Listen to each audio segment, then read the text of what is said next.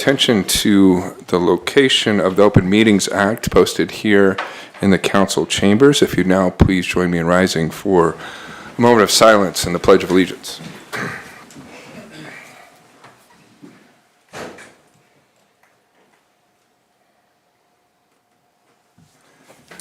Pledge allegiance to the flag of the United States of America and to the republic for which it stands, one nation, under God, indivisible, with liberty and justice for all. Thank you. Roll call, please. Grandquist. Here. Arns. Here. Webb. Here. McCarthy. Here. Murin. Here. Snorton. Here. Clausen. Here. Hildebrand. Here. Okay, with that, I would look for a motion to approve the consent agenda with a few changes. There's been a citizen request to remove items 11, 12, 13, and 14 from the consent agenda and add them to the regular agenda. So a motion with that amendment. I'll make a motion as amended. Second. Motion and second. If no discussion, please vote.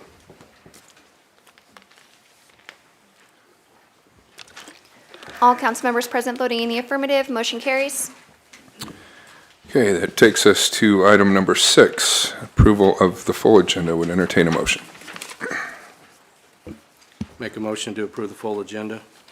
Second. Motion and second. If no discussion, please vote.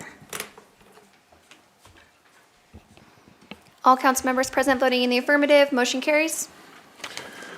All right, so that will take us first to item number 11, which is consideration of approval to advertise for bids for the Collector Well 14 project. We'll look for a motion to entertain. So moved, Your Honor. Second. Motion second. For some background on this, we'll hear from, We need to adjourn. We need to meet as board of equalization. we're number 11 first. Yep. Yeah, we'll hear from Chad Roberts, our City Water Manager Director. Good evening, Mayor and Council. What we have in front of you here is the approval to go out to bid for the Well 14 project at the Wastewater Treatment Plant. This project was noted in the 2023 Water Sewer Master Plan. This will increase our well capacity from 11.7 million gallons of water to 14.5 million. The master plan noted that this will meet the demands that we're currently seeing and modeling to 2040. This is in our current CIP. We have it listed at $7.8 million for this project. And our construction estimates that we had from February this past year was $6.9 million. So again, right now we're just requesting approval to go ahead and go to bid for this project. Okay, thank you, Chad. Any questions? Chad, one Yes. quick question. You mentioned this is to 2040. Is there a need to facilitate the implementation of this well now? Yes. We've been actually looking at doing this for the last couple of years on this particular project. We have seen some really high demands 2 years ago. We were starting to push close to that 11 million on a more routine basis.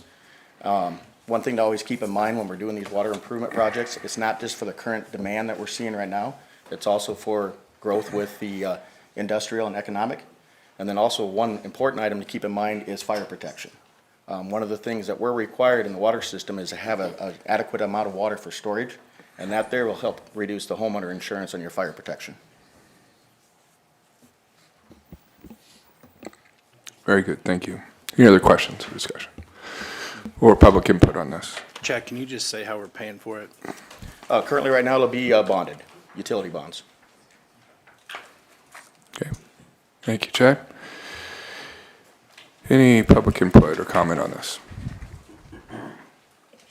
Okay, hearing none, any further discussion, council? If not, please vote. All council members present voting in the affirmative. Motion carries. Item 12, we'll look for a motion to consider approval to advertise for bids for the Collector Well 14 transmission line project. So moved. Motion second, and Chad, once again, some background on this, please. Okay, again, this one here is a request for approval to go out to bids. This one here is the transmission main that will connect well 14 to our current raw water line that we have at the wastewater treatment plant. This one here is estimated to be about $2 million, and our construction estimate is $1.5 million. Chad, you want to run them through why we're presenting this as three different projects? Oh, sure. That's a good point from Steve. We've got these at three separate projects right here because they're three separate contracts. And by breaking these out, instead of having one large contract, breaking them out to three separate ones reduces the cost on the engineering side.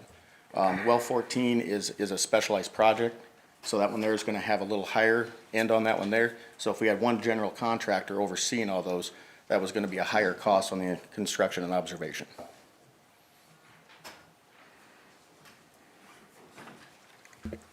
Thank you. I'd also point out, it also reduces, under one big general, a general contractor's probably going to have 5 to 10% markup on those other two contracts, so there's cost savings there as well. Thank you. All right. Hey, Chad, any public comment or input on this? Okay. Seeing and hearing none, if no further discussion, council, please vote. All council members present voting in the affirmative, motion carries. Item 13, we look for a motion to consider approval to advertise for bids for the West WTP Improvements Project. So moved. Okay, motion second. Once again, Chad, floor is All right, yours. this will be the third and final time you hear from me tonight, hopefully. So, We'll see. So this one here is the West Plant Improvement Project out there, the West Treatment Plant. With the addition of well 14 on there, bringing our total to 14.5 million gallons of water, we've got some modifications to the wastewater treatment plant to help treat that and transfer that 14.5 million. We feel that that's a great way to kind of balance everything out to the wastewater plant. There are some requirements that we need to have on this improvements there. The transfer pump is one of them, and also there's a bypass that we have to put on with the aeration to meet that 14.5 million. The project is estimated in the CIP at $4.2 million, and our construction estimate is at $3.7 million. Any questions? Okay. Thank you, Chad. Any public comment or input on this? Hearing and seeing none, if no further discussion, council, please vote. All council members present voting in the affirmative, motion carries. And item 14, we look for a motion to consider approval to advertise for bids for the water pollution plant screw pump lift station and flood berm project. So moved. All right, motion and second. For some background on this, we'll hear from Rob Huntley, wastewater manager. Good evening, Mayor and Council. Rob Huntley, wastewater superintendent. Again, we're asking for approval to advertise for bidding on this flood wall and screw pump project. Just kind of a little quick history on it, and I can go into more detail if there is more questions after. So we've had several flooding events out at WPC. The last one was in 2019 that just about took the plant offline. The water came within probably about an inch of taking the plant out. After kind of seeing that and working with DEMA and FEMA, we were able to secure a grant for $1.3 million for this project. The other piece of this, other than just the flooding, is our effluent. We have to be able to push that out to the river during flooding events. The plant sits in between two rivers, the North Fork and the Elkhorn River. So when the river is elevated up, we have a tough time pushing our effluent out. And that's what the screw pump, not only will take the water from inside the flood wall out, but it will also push our effluent out. The project is, engineer estimated about 3.2. Like I said, we do have a FEMA grant for 1.3 on this project. Any questions about it, or? Questions? All right. Thank you, Rob. Any public comment or input on this? Okay. Seeing and hearing none, if no further discussion, council, please vote. All council members present voting in the affirmative, motion carries. All right, that takes us to the public hearings and related action portion of the council agenda, starting with item number 27, a public hearing for the Board of Equalization to hear and equalize special assessments for Water Extension District number 129 on North Highway 81. So first, I would look for a motion to adjourn as mayor and council and convene as the Board of Equalization. So move. Second. Motion second. If no discussion, please vote. All council members present voting in the affirmative, motion carries. Okay, we'll now open the discussion and the public hearing on the underlying matter. And first, for some background, we'll hear from Steve Ramus, our Public Works Director. Or Anna Allen, our Assistant City Engineer. Anna. Thank you, Mayor and Council. This equalization hearing is for the Water District number 129 for the construction of a water line on North Highway 81, south of Eisenhower. Included in this packet is a cost summary for the district. The non-assessable costs were $65,685.27. That non-assessable value is for the crossings across the highway and across Eisenhower Avenue. So we cannot assess those costs because they're in the city right away, and for the directional boring that needed to take place with that. The assessable costs were $315,868.10. The cost for each of the assessments were calculated using the average of the area and the linear front footage because of the kind of the odd shape of the different parcels in this district. So to assess everybody fairly, we did the average of the area and front footage. To talk a little bit about the benefits to all of these parcels. Now, putting in a new water line, 8-inch ductile iron pipe in front of these parcels, they now have benefits to include the safe drinking water and fire protection for those parcels and businesses and homes. So if you have any questions, I can. And if my memory serves me right, this was a request of some property owners in that area, correct? Correct, that's, yeah. And this is how this is the water district. Roughly 3 years ago, we didn't have enough demand, and so now more property owners had gained interest, and that's where we're sitting today, right? Correct, yes. There was a business that came in, purchased an older building up on North Highway 81 and renovated it, and needed to be up to date with, today's codes, so they needed not just the safe drinking water, but the fire protection. So by them hooking on to that, needing to hook onto our water line, we then talked with the other residents and businesses, landowners to the south of there as well. And there is other development that they're looking to do as part of it as a result of this water district as well. So now that they have the access to the water, be more development to the south. And this also came in under budget from what was originally thought it was gonna be, because we were gonna tie into Sheraton, and we did not have to do that. Correct. We were gonna, we were originally talking about taking the water line further south, but there was, they couldn't tie it in south. Ended up being a different pressure zone, so that didn't work to tie it in further south. So we stopped probably close to halfway, of what we had originally planned. But Yep. the project, I think, overall did come in under budget. Thank you. And I do have a question. So the accessible part, is that then charged when this is installed, or is it charged when they actually hook up to the service? So this is it's a 20-year assessment. So the property owner needs to pay within 50 days. 50 days after the ordinance is passed is when the first installment is due. And then it's a yearly installment for 20 years that they can pay for this assessment. If they do it over 20 years, it's with a 5% interest rate.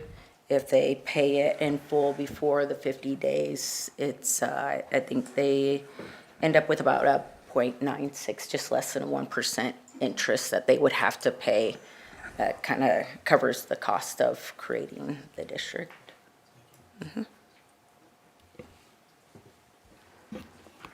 Good questions. Any further questions? Okay, thank you, Anna. This is a public hearing, so anyone wishing to comment can do so now.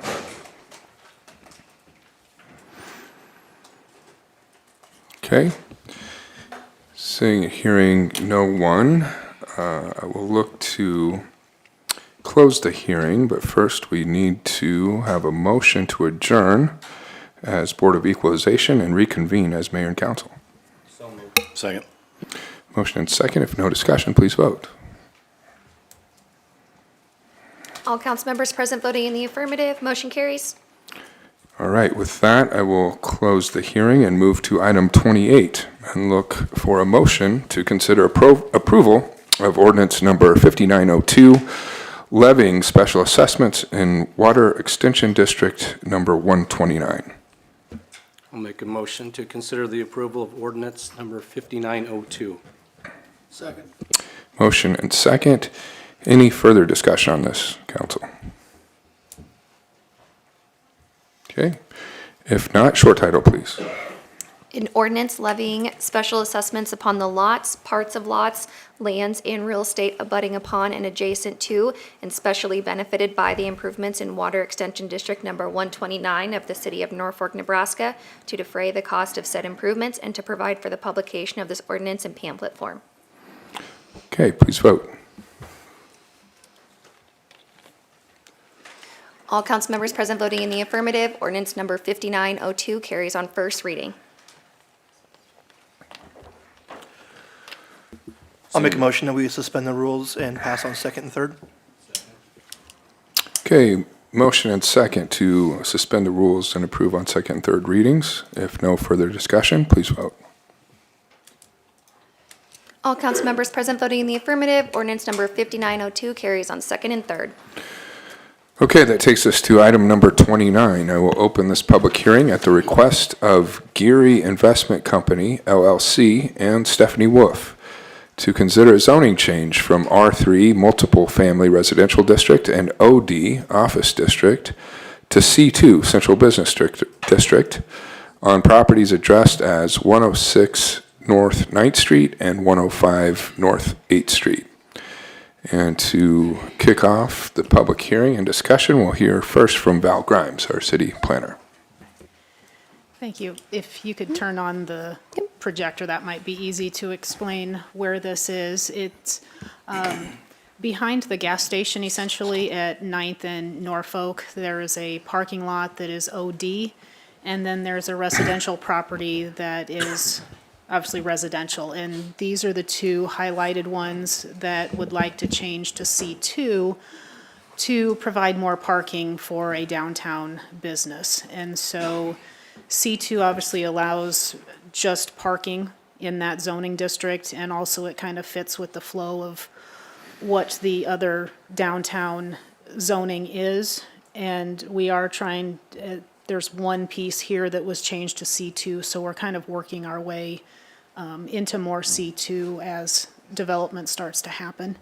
The property owners are here if you have any specific questions, but that is the request for the zoning tonight for these two pieces of property.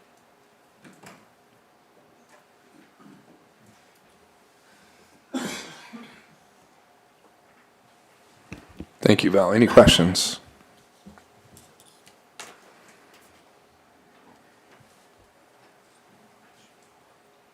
Okay. This is a public hearing, so anyone wishing to comment can do so now.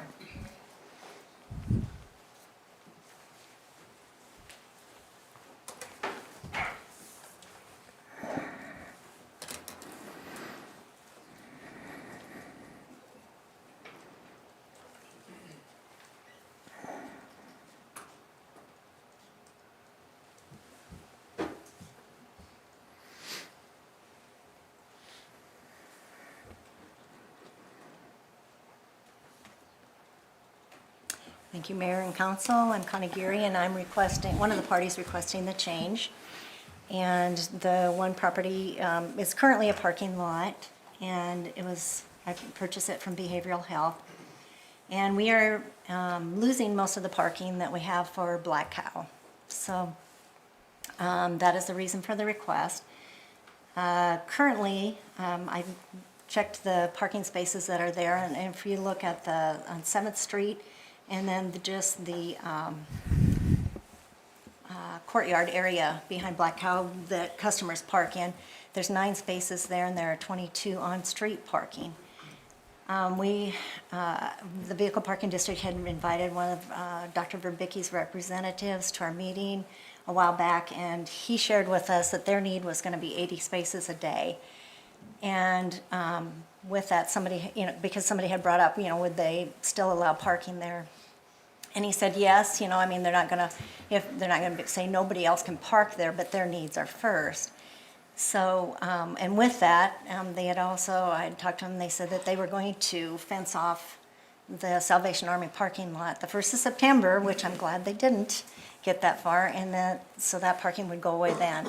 Now, originally, we just had thought about it, the change that happened there. When Jay came and opened up Jay's Steakhouse, he went over and talked to Captain at Salvation Army, and they had an agreement for it. And then when Michael came, he went over and they continued that. And I think that Dr. Vicky's representative was a little surprised how the public thought they just owned that when he was over there doing things. And I hadn't even thought of it, and we didn't really put anything out to notify customers that now somebody else owned that. And he said, it's not our responsibility to provide that parking. And I totally agree. If I had an investment there and needed those spaces, I want those spaces. So that is why we started seeking the other space. So the one space over there is going to give us the parking lot that's there is going to give us 39 spaces. And the other property that we're purchasing from Stephanie, who was kind enough to agree to this, is going to give us about 15 spaces. So we'll be right at 50 spaces that we're replacing. And with that, I did just randomly, when I think about it, when I was going by, drive around Black Cow and try to determine how many spaces were being used. So how many did I really need?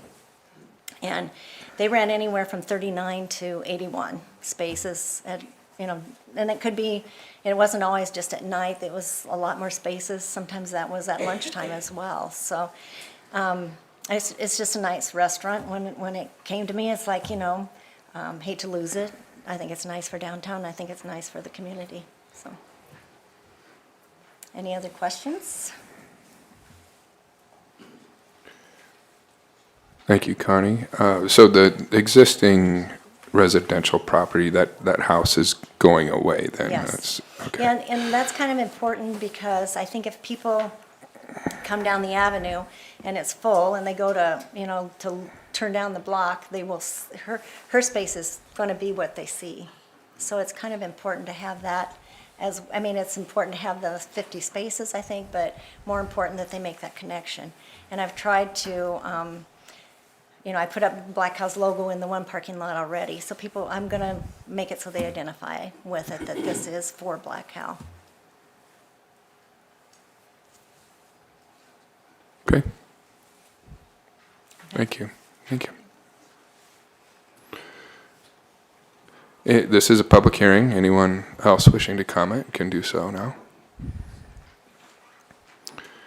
The only remaining question I think I would have is if it's determined whether there is a new informal or formal parking agreement figured out across the street at the Salvation Army parking lot, if you should see change for that to go back to any kind of redevelopment in the future, the difficulty and challenge of changing then from C2 to something else wouldn't be problematic, would it, Val, in terms of any set time frames that it has to remain in C2?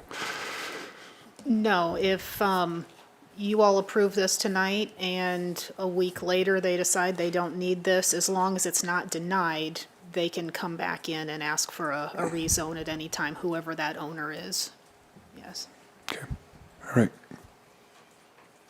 Okay, any other comments or public input?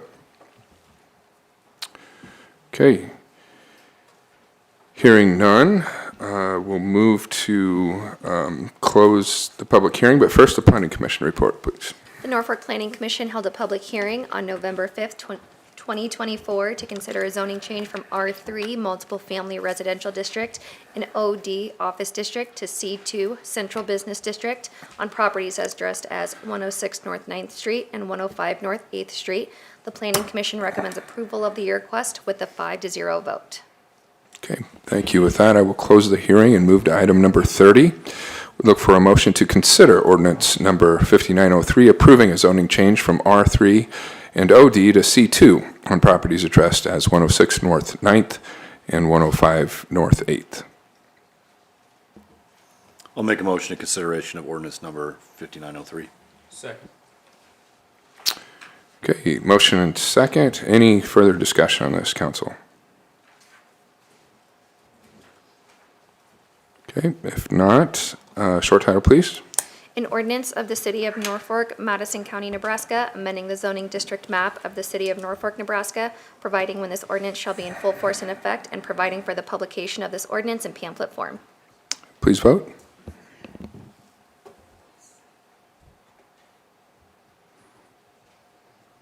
All council members present voting in the affirmative, ordinance number 5903 carries on first reading. Hearing no opposition, I'll make a motion that we suspend the rules and pass on second and third. Motion and second to suspend the rules and approve on second and third readings. If no further discussion, please vote. All council members present voting in the affirmative, ordinance number 5903 carries on second and third. All right, that brings us to item 31. I will open this public hearing at the request of Getaway Properties, LLC, and Pile Management, LLC, to amend the amendment to Center Ridge Village Plan Development on property generally located at 702, 712, 714, and 716 Glenwood Boulevard. And to kick off discussion on this, we'll once again hear from Val Grimes. Thank you. I've put this up on the screen again because I figured this would probably be the easiest way to do it. So the outlines in red is what we're talking about right now with the plan development. And so the bottom section down here is what is requesting to be removed from the plan development. And so that's why it's an amendment and not a full abandonment, is because they just want to remove the bottom. And then the northern pieces that you see where the existing storage units are, then that will be retained as a plan development because they still need the relief of that PD. And so that's the request. And the reason the request is coming is because of the number 33, the plat coming. The property owners of Getaway Properties actually lose Thrifty Way. That's what we're looking at here. They own this piece of property that is part of the PD, and they want to combine all of those into one lot so that they can build a storage building for inventory in the back. And so that's why they want to remove that from the plan development, because otherwise they couldn't do that if it remained in the PD. And so if, just some process, if the PD does not pass on all three, then we would pull the plat until that PD gets fully approved, if there are any questions. And I believe the property owner is here tonight too, if you have questions. Okay, thank you, Val. If there's any questions for Val, this is the public hearing, so anyone can comment now if they wish to.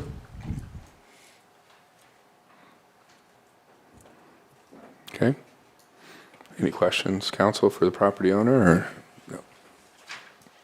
Pretty straightforward. Okay, if no questions, we can close the hearing, but first we'll hear a planning commission report, please. The Norfolk Planning Commission held a public hearing on November 5th, 2024 to amend the amendment to Center Ridge Village Plan Development on property generally located at 702, 712, 714, and 716 Glenwood Boulevard.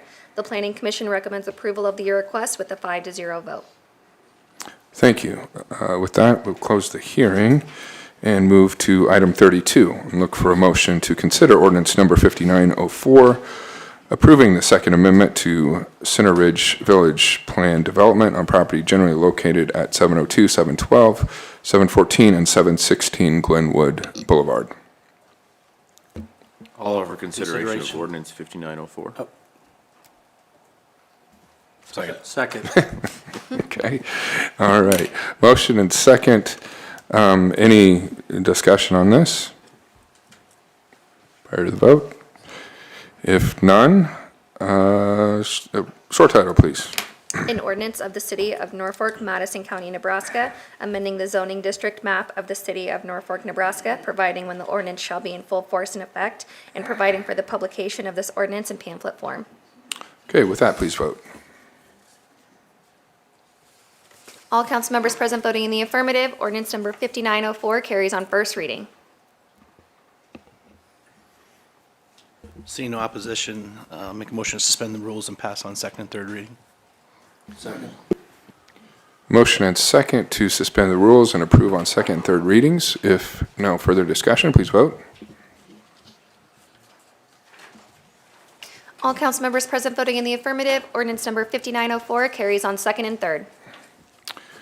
All right, item 33 would look for a motion to consider Resolution 2024-74, approving the final plat of Vertex Edition. I'll offer for consideration the approval of Resolution 2024-74.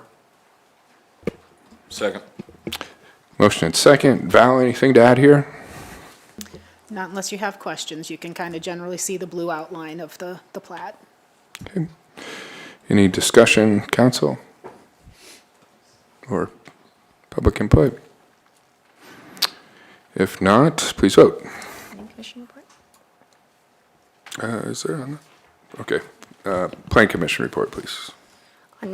On November 5th, 2024, the Norfolk Planning Commission reviewed the final plat of Vertex Edition. All items required for the final plat approval have been submitted and reviewed by the city engineer. The Planning Commission recommends approval of the final plat with a 5-0 vote.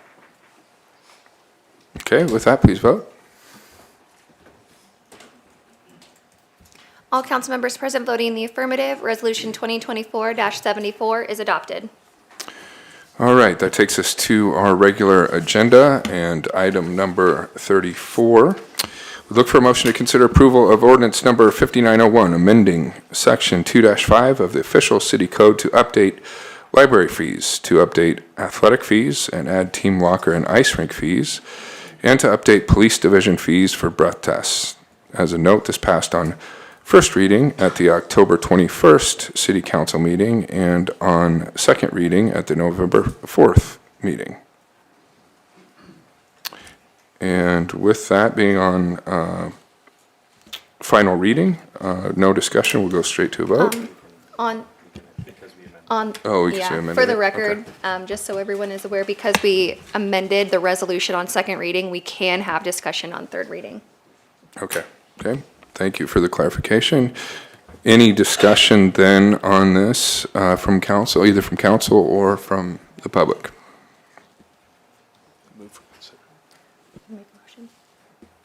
Make a motion for consideration of approval of ordinance number 5901. Second. Okay, motion second. If there is no discussion on this, we'll move to short title, please. An ordinance of the City of Norfolk, Nebraska to amend Section 2-5 of the official city code to update library fees, to update athletic fees and add team locker and ice rink fees, to update police division fees for breath tests, to provide when this ordinance shall be in full force and effect, and to provide for the publication of this ordinance in pamphlet form. Okay, with that, please vote. All council members present voting in the affirmative, ordinance number 5901 carries on third reading. Item 35 would look for a motion to consider ordinance number 5905, adopting an additional 1/2 of 1 cent, of 1%, 0.5% sales and use tax effective on and after April 1st, 2025 for a period of 48 months. I'll offer a motion of consideration of ordinance number 5905. Second. Okay, motion and second. And for background on this, I have Kylie, our city clerk. Kylie.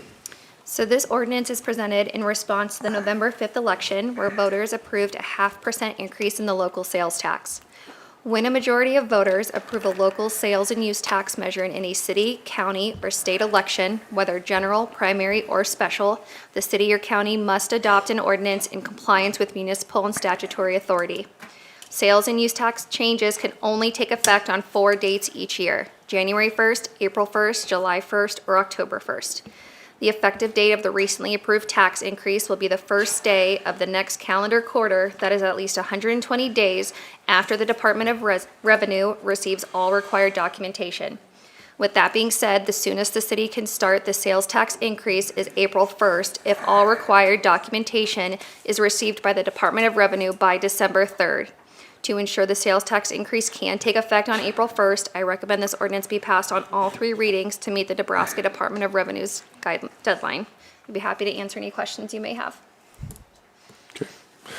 Thank you, Kylie. So this is the technical adoption of the voter-approved sales and use tax tied directly to improvements, both in expansion and renovation of the police station, with any remaining funds raised thereof going to street improvements. Any questions or discussions on this formal adoption, council? Or any public comment or input? Okay. Well, I think at this point it's worth saying it one more time. This was a much needed and overdue project, and I think I can say from the elected officials' behalf, we want to thank a majority of voters who supported getting this project done on behalf of our law enforcement and public safety teams, and eventually betterment of street conditions in the city. So with that, unless there's further discussion, please vote. Short title. Short title, please. An ordinance of the City of Norfolk, Nebraska to adopt and impose an additional sales and use tax for a period of 48 months to be utilized for police division renovation, expansion, and equipment, with residual revenue being used for street improvements effective on and after April 1st, 2025, of 0.5% in addition to the existing local sales and use tax of 1.5% upon the same transactions within the corporate limits of the City of Norfolk, Madison County, Nebraska, on which the state of Nebraska is authorized to impose such a tax pursuant to the provisions of the Nebraska Revenue Act of 1967 as amended and the Local Option Revenue Act of 1969 as amended, to provide for the administration, assessment, collection, claims, remedies, penalties, and disposition of such sales and use tax, to repeal all ordinances inconsistent herewith, and to provide for when this ordinance shall be in full force and effect, and to provide for the publication of this ordinance in pamphlet form. That was the short title, ladies and gentlemen. All right, with that, please vote. All council members present voting in the affirmative. Ordinance number 5905 carries on first reading. I'll make a This should- motion Yeah. to suspend the rules and waive the second and third readings. Second. We got it, Randy. All right, motion to approve, to suspend the rules and approve on second and third readings. If no further discussion, please vote. All council members present voting in the affirmative. Ordinance number 5905 carries on second and third. All right, item 36 would look for a motion to consider ordinance number 5906, enacting Chapter 14, Article 10, Division 3 of the official city code in order to prohibit camping and the storage of personal property in parks and on other public property. I'll offer consideration of ordinance number 5906. Second. Motion and second. And to kick off discussion and background on this, Danny Noli-Myers, our city attorney. Danny. Thank you, Mayor. So tonight before you, you have an ordinance that would constitute a change to Chapter 14, Article 10 of the City Code. This change would add a new division titled Camping and Storage of Personal Property in Parks and on Other Public Property. Within this change, there'd be 3 sections, one on definitions, one regulating unlawful camping, and then one regulating the storage of personal property in public places. So the short term for this, as staff has called it, is a little bit of an anti-camping ordinance. So this has come from a rise in the last 2 years that that city staff has seen in individuals experiencing homelessness. And most recently, we had a number of these individuals they were camping, they were sleeping near the library, they were there for a long period of time. There were some public safety and public health and sanitation concerns associated with that. I believe last year we had some issues with one of our pocket parks located along Brosh. So there have been a number of issues in the last couple of years that have made it very, very difficult by the fact that we don't have anything currently within our city code. So this would add language that would prohibit camping on city parks, on city property, streets, sidewalks. It would also prevent people from storing their belongings there, because we also have experienced where there will be a backpack or a pile of bedding left in a place, an individual leaves for the day and then comes back, and there's some issues surrounding that as well. And so this would be a change. Now, we wanted to look at this from, kind of comprehensively and with some empathy, and so I have invited a number of representatives here today that can speak to homelessness and those folks experiencing it on a bigger level. I believe we have 5 or 6. I have Officer Vondero. He's done some training in this area, so he's going to speak first to what goes into kind of what we're seeing with homelessness, as well as the public safety element. We also have representatives from the rescue mission, the well, as well as the Connection Project. So I would invite first Officer Vondero to come and speak to some of the issues that have led to this ordinance. Hello, City Council and Mayor. Gimme. Anyway, I'm Officer Vondero with Norfolk Police Department, and I'm here to kind of speak on some training that I've had and the dealings that we deal with on the street on a day-to-day basis. Anyway, so we've come across several issues. It can anywhere from urinating in public. We've had that at the library, on other office buildings or private businesses from the unhoused population in the area. And so we've also come across several issues with people complaining about, we had a guy camping on was it 5th and Brosh, and we dealt with him for a long time, but our hands were tied. There was really not a lot we could do with it. The issue is we have a lot of treatment facilities in Norfolk, which is not an issue. That's a good thing to have. These people need help, and they need those resources in order to hopefully obtain their goals of sobriety, mental health, whatever their goals are, to become stable and back on their feet. But with the unhoused population, there's multiple factors of mental health, substance abuse, and they called those like dual diagnoses with substance abuse disorders, and a lot of it comes with schizophrenia, a plethora, major depressive disorders. And so we deal with these people on a daily basis in all sorts of facets, whether they're just wanting to harm themselves or others, or simply sleeping in the storefront down on Main Street, or Norfolk Avenue, I'm sorry. And so we've also had several issues with the health and safety. Some of these unhoused populations that come here for treatment, they become disruptive, and the treatment center can no longer help them because they're disrupting the treatment and everything with other patients or unhoused individuals. And so they just get kicked back loose out onto the streets, and we don't really have a whole lot of resources here. We've spoke with groups. I went to the Norfolk Library and spoke with a group. It was everything from the Madison County Veterans Association to, I can't even name all of them off the top of my head, but meeting with them, we've put together a list of resources that we have and resources that they have, and we kind of broke it down into kind of a little business card, if you will, to hand out to them for resources. But a lot of times we can lead a horse to water, but we can't make it drink. So that's kind of where we're at. We've had multiple calls around the city including the new and very beautiful park, Johnson's Park, where there's been, used hypodermic needles just sitting there.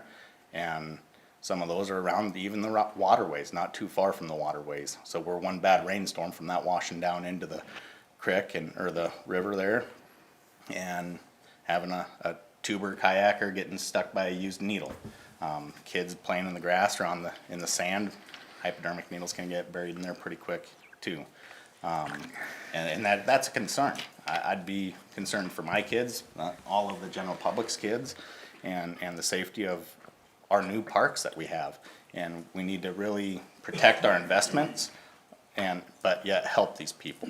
And so in order to deal with the unhoused population, we need to find those resources and find a healthy balance between resources and not having stuff just laying around and people sleeping on the streets and on the corners. So, this ordinance, I think it will benefit the city. It'll benefit the police department, and it gives us a leg to stand on being able to deal with different situations. We got a lot of tools on our belt, but we need more tools also in our belt from ordinances and laws that we can actually do something with. So I guess I don't really know what else you want me to talk about on that, but if you have any questions or anything like that I can hopefully answer for you, I will. Thank you, Officer Bondreau. Any questions from the council? I got one question here. So for the population, the unhoused population, you'd mentioned that we do have a lot of resources, and you'd also mentioned something about them rejecting some of the resources or behaviors kick them out of their resources. I guess my question is, where do they go after they've been rejected then? Well, I mean, there's a lot of things that they do. Sometimes they just kind of blend into the community and kind of bounce from couch to couch or corner to corner, whatever. Some of those people as well, we call them the transient population. It's kind of a generic, but hopefully it's not a hurtful term, but they kind of use up a lot of the resources or burn their bridges, and then they move on to the next community. A lot of organizations are bringing people into treatment, because we do have probably one of the better treatments in Norfolk with all these resources for the different halfway, three-quarter way houses, stuff like that. But so we're bringing them in from other communities and everything like that, but we don't have the resources like Omaha has. Omaha has a homeless shelter.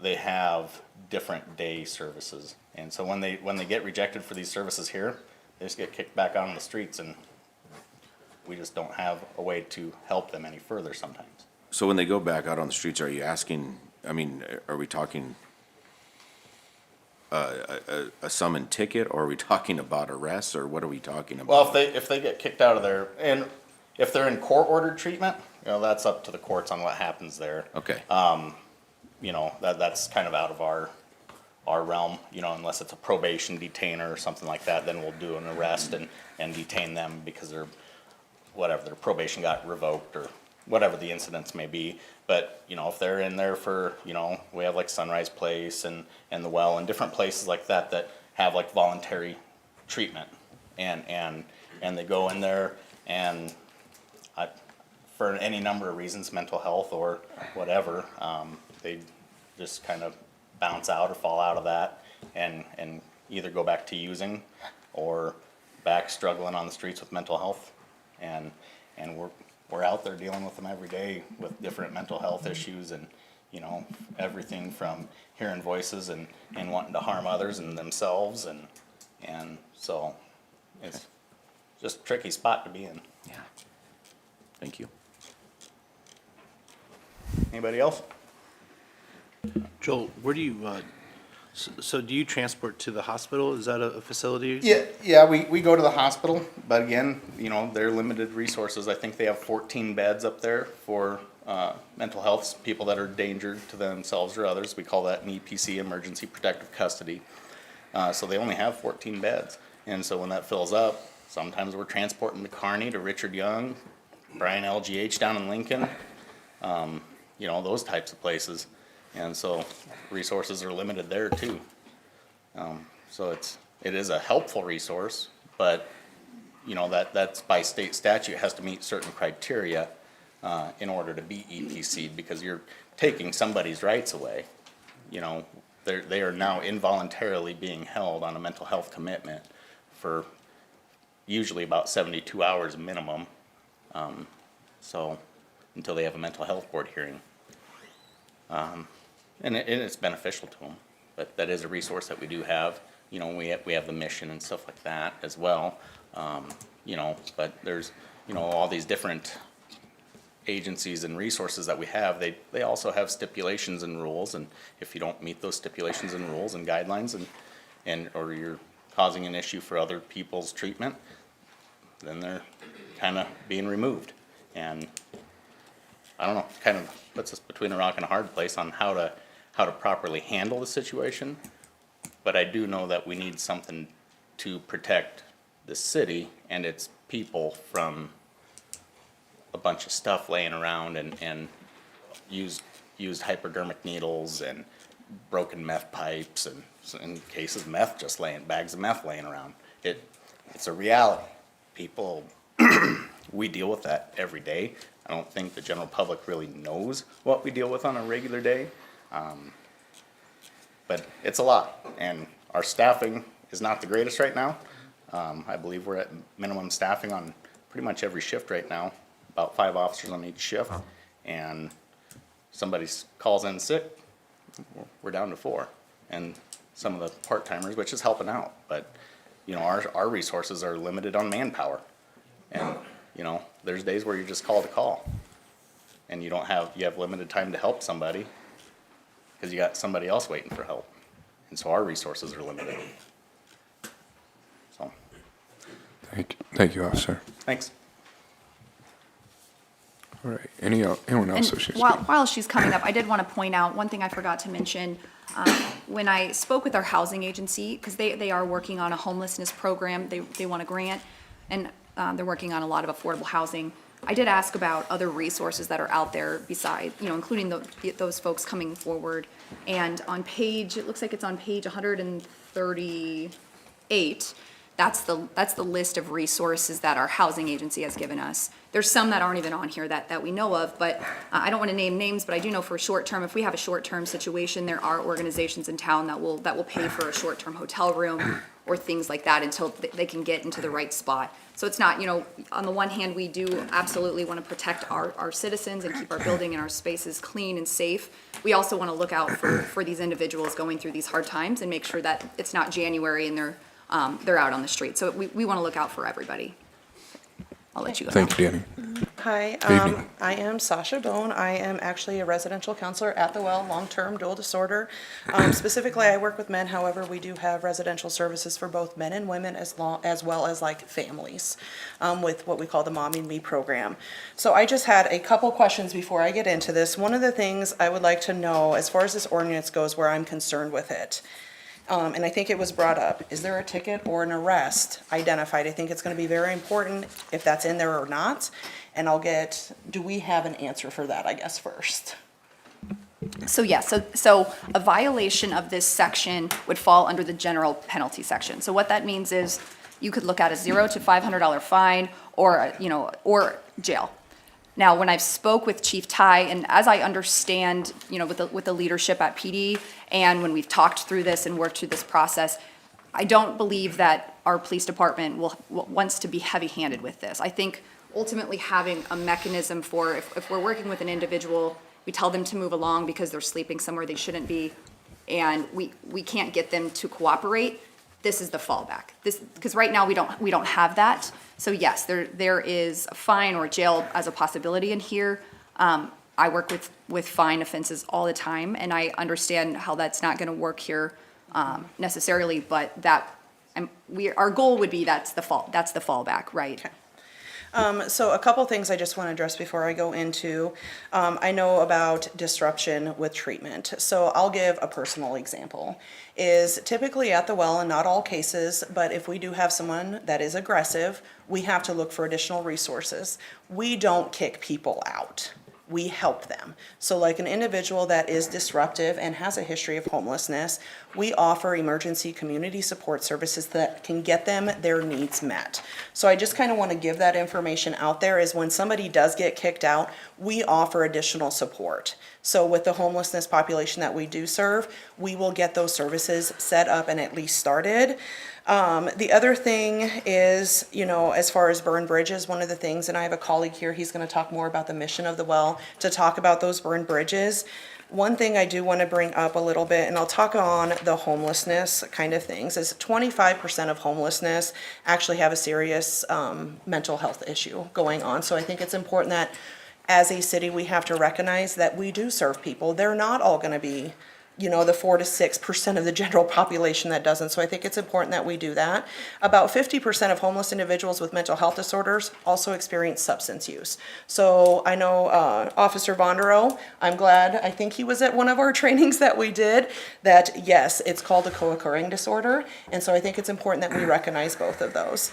Now, a couple things I did do a little bit of research, and where I would like to see the city go with this is, I'm a solution-focused person.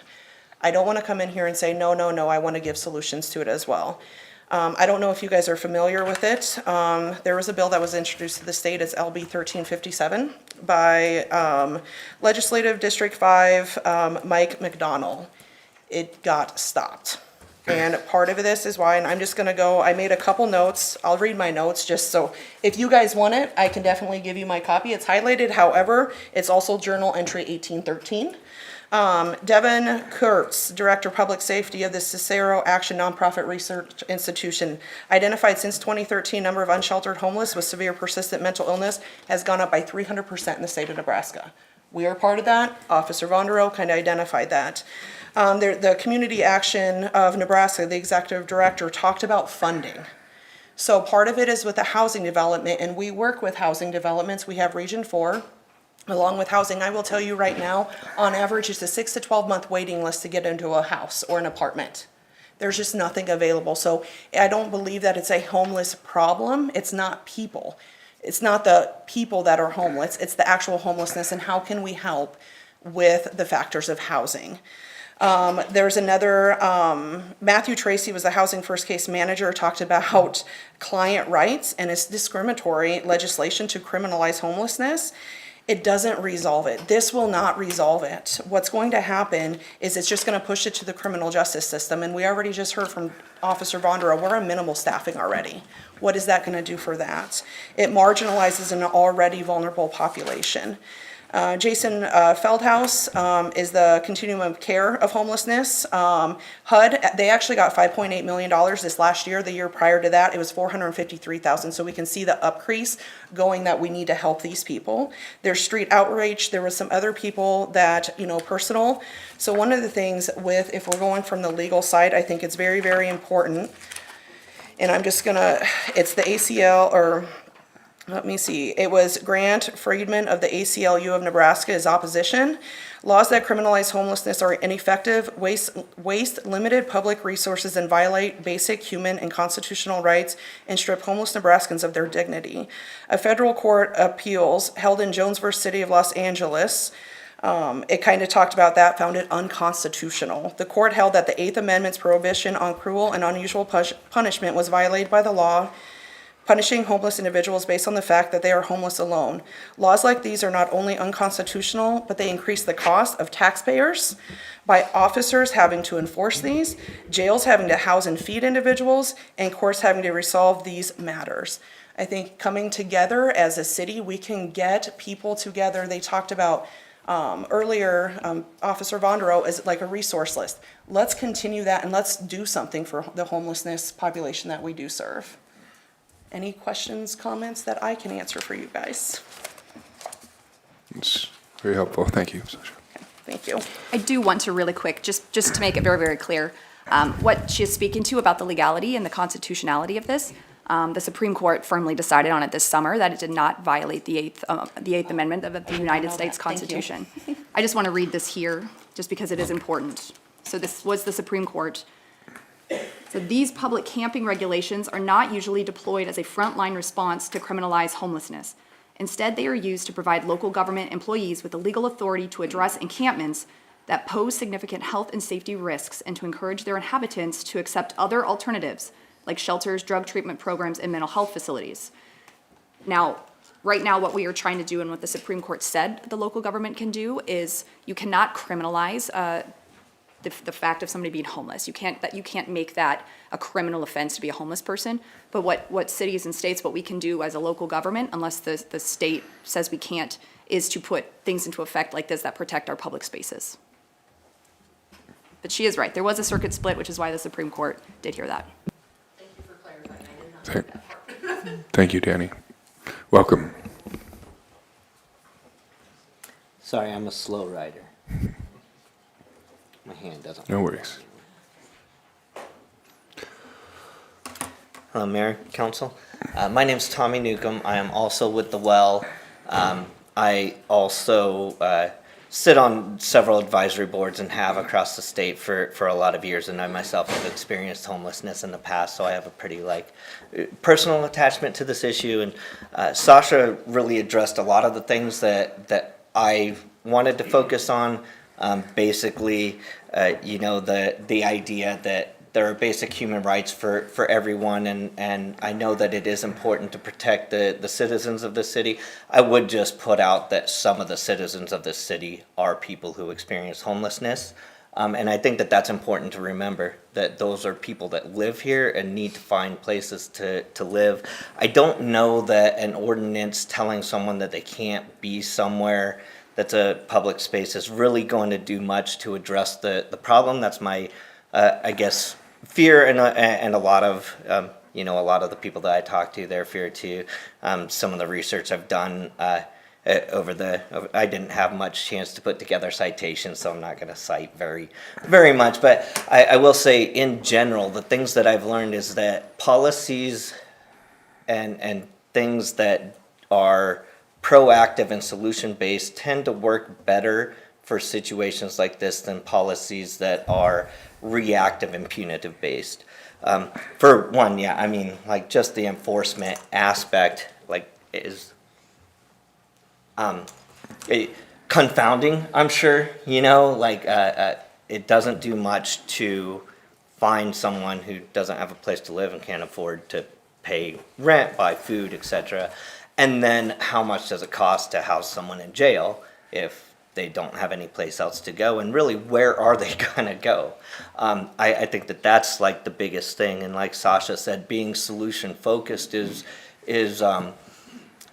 kind of always my mindset too.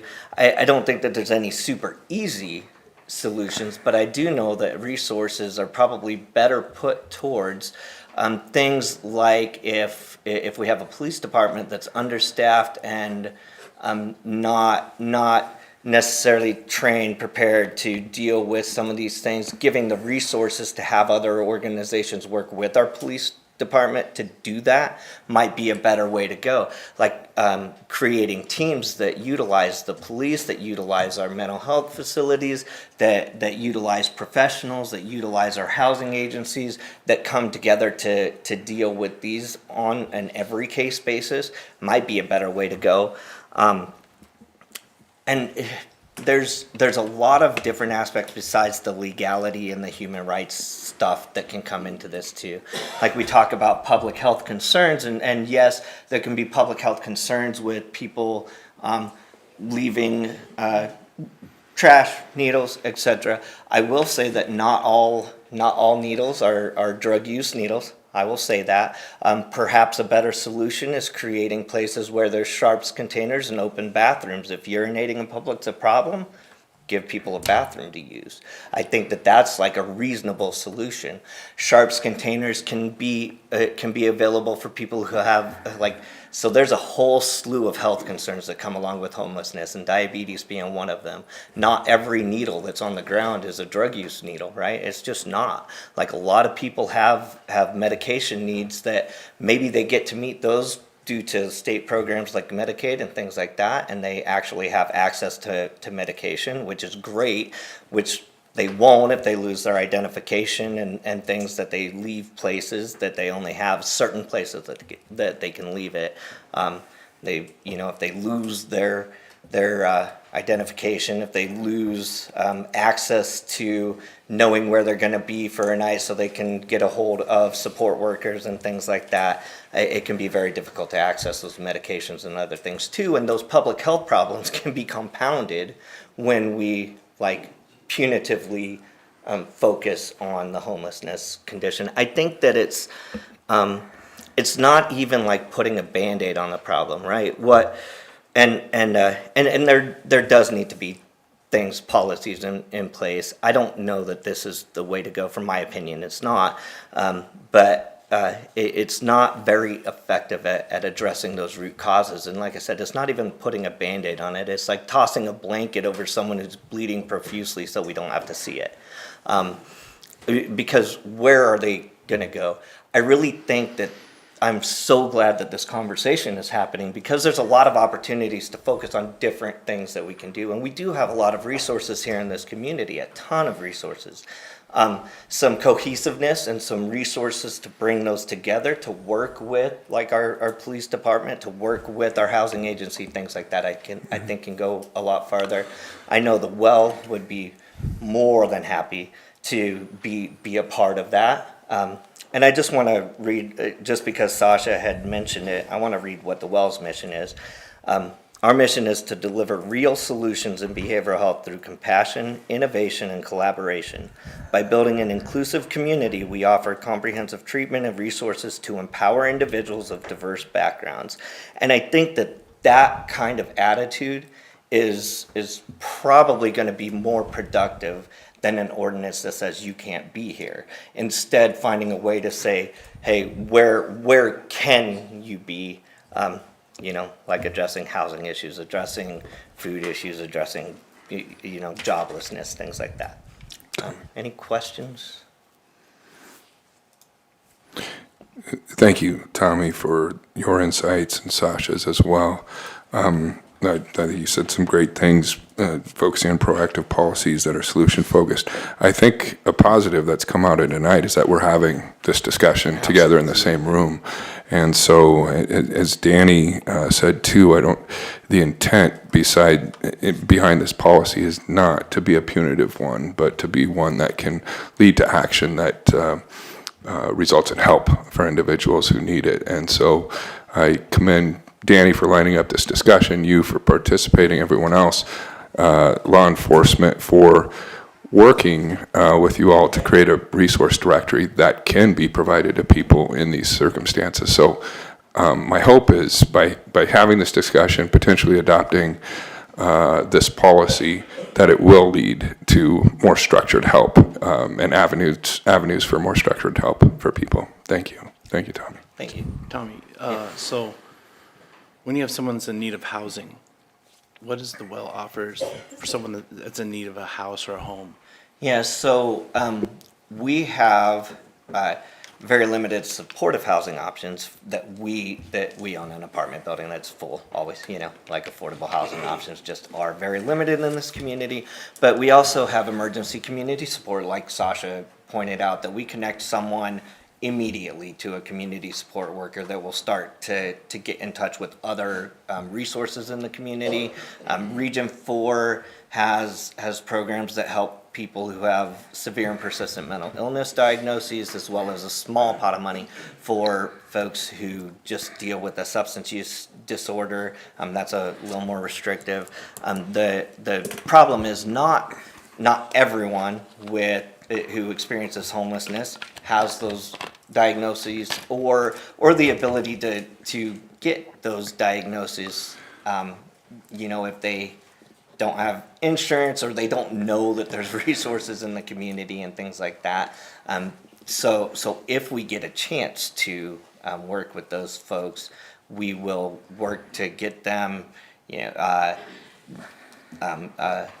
whatever assessments need done, to maybe start that ball rolling to get the help for underlying issues. to work towards finding housing, finding, whether that's through Region 4, through other funding sources, through reaching out to Norfolk Family Coalition or NANCAP or whatever, like lots of different places in the community that might be able to help, and just being kind of a cohesive, hub. It would be great if there was actually like a hub. But yeah, so that's, some things that we can do, but we are limited because our funding sources deal kind of directly with that idea of a diagnosis. And people have to get access to medical care often before they can have a diagnosis. So, we might or might not get a chance to even interact with those people. Does some of these individuals have a job? Do they? Oh, yeah, so, yes, and it's very difficult to have a job without without an address. There are housing first initiatives that go on in communities around the country, and they have some success. But yeah, like having a place to live gives an opportunity to have an address, get a job, things like that. So even something as simple as giving someone an address that they can get mail at or put down on a job application can go a long ways.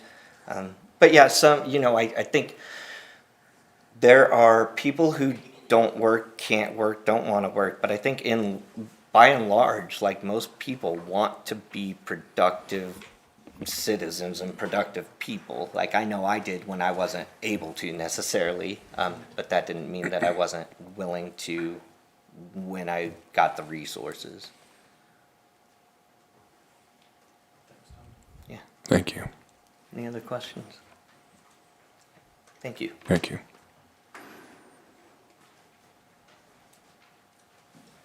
I got one more, little bit to add in.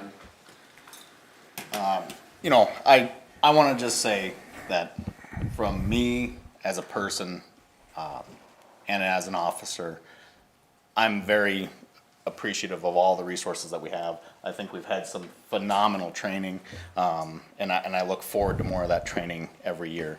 And I would say that I'm very committed on helping fix this system of whatever to get these resources more available. I like working with these agencies in order to get people more resources and get them connected to the proper resources that will hopefully affect them. And I would say this ordinance isn't just gonna be a heavy-handed, like Danny said, we're officers. We don't want to arrest people. That is not our job. We will if we have to. We will write a citation if we have to. But we would like to address it with a conversation. Like this ordinance would be, hey, you can't be camping out here, you gotta kind of move along. It's not saying that we're gonna take them all to jail. We're not gonna give them a court date so that they get a failure to appear because they don't have transportation or something down to court. That's not what we're wanting to do. But we're wanting something that we can help address the issues at these parks, and that we're not getting a bunch of trash and use hypodermic needles. It doesn't matter whether it's drugs or not. And I like the idea of sharps containers. I think it's a valuable thing to be out in the community. But we as officers at Norfolk PD, I can say, are very committed to helping people, whether you live in a house or not. That we're not here for just the wealthy and well-off and housed population. We're here for all citizens, whether you've been here for 1 day, 2 hours, or 25 years. Doesn't matter. We're here for everybody, and that's what we're doing. But we need something to help us address the issues downtown, at parks, at the library.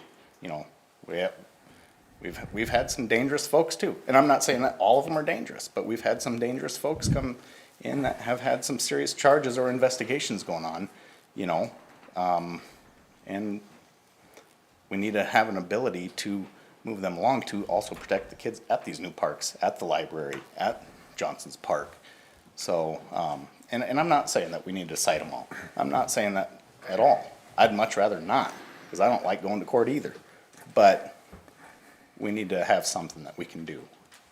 And we're committed at Norfolk PD to help guide and build resources together and have that cohesive bond with everybody in this community, treatment and otherwise.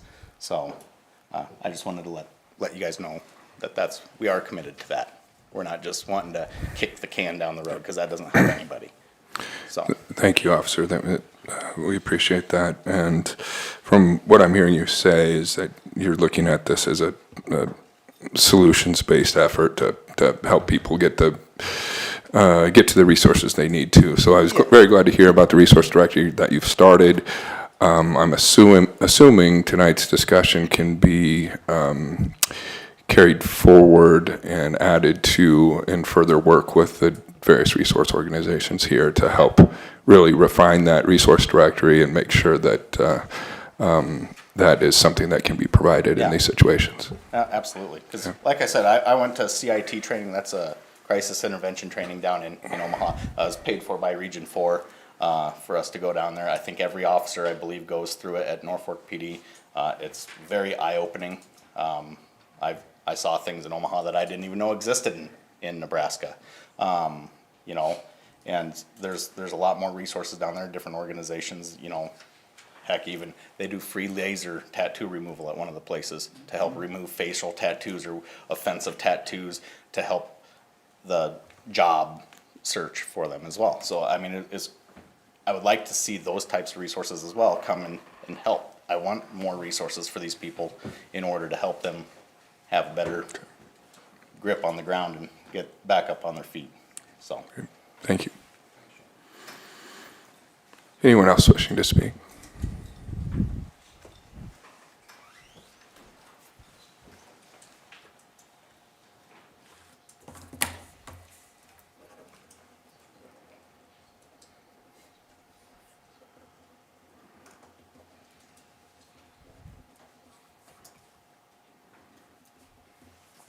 Good Hi, evening. my name is Sue Beckman. I just had I want to say thank you to Sasha and Tommy, because I worked with individuals for a lot of years that had some mental disabilities, and putting an ordinance like this into place is great, but they couldn't have, if you would have said fine, they'd have said, I can't pay it, take me to jail. I mean, that is true. There's people that just won't. But my question mainly is on the ordinance. Danny, maybe you can help me. It says to prohibit camping in parks, basically. But we have camping right now at Taha. So how is that excluded from this? And it says like tents in there too, but if you read the website for Taha, it says tents are you can do it. You can use tents. So how is that different? Yep, that's a great point. So included in the language here, there's an exception for the pre-approved camping areas such as Tahazuka. So as long as you're in that area following the rules within that camping area, that's not going to be covered by this. So that's a good clarification. Okay. I just caught that, and I saw on the website with the tents and everything, and I thought, well, I just want to make sure everything is clear, so it. Yes, thank you for mentioning that. Yes, we still encourage camping at Tahazuka. Okay, great. Thank you. All right, thank you so much. Also, keep in mind, there's a fee at Tahazuka. Yes, correct. So that would be part of the rules and regulations. So if you're going to camp there, you have to go through that. Correct. That's a good question. Thank you, Sue. Good evening.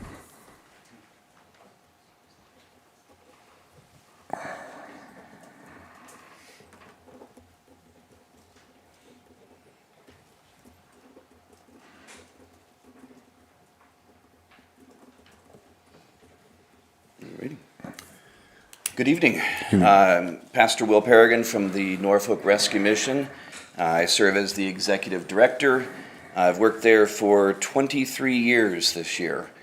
And we have seen, a lot of changes in the issue of homelessness. Things have changed dramatically in our community over those 23 years. I've got a number of points I'd like to make. First, we have a fantastic relationship with the Norfolk Police Department and all the various law enforcement agencies in our community. We really appreciate the work they do.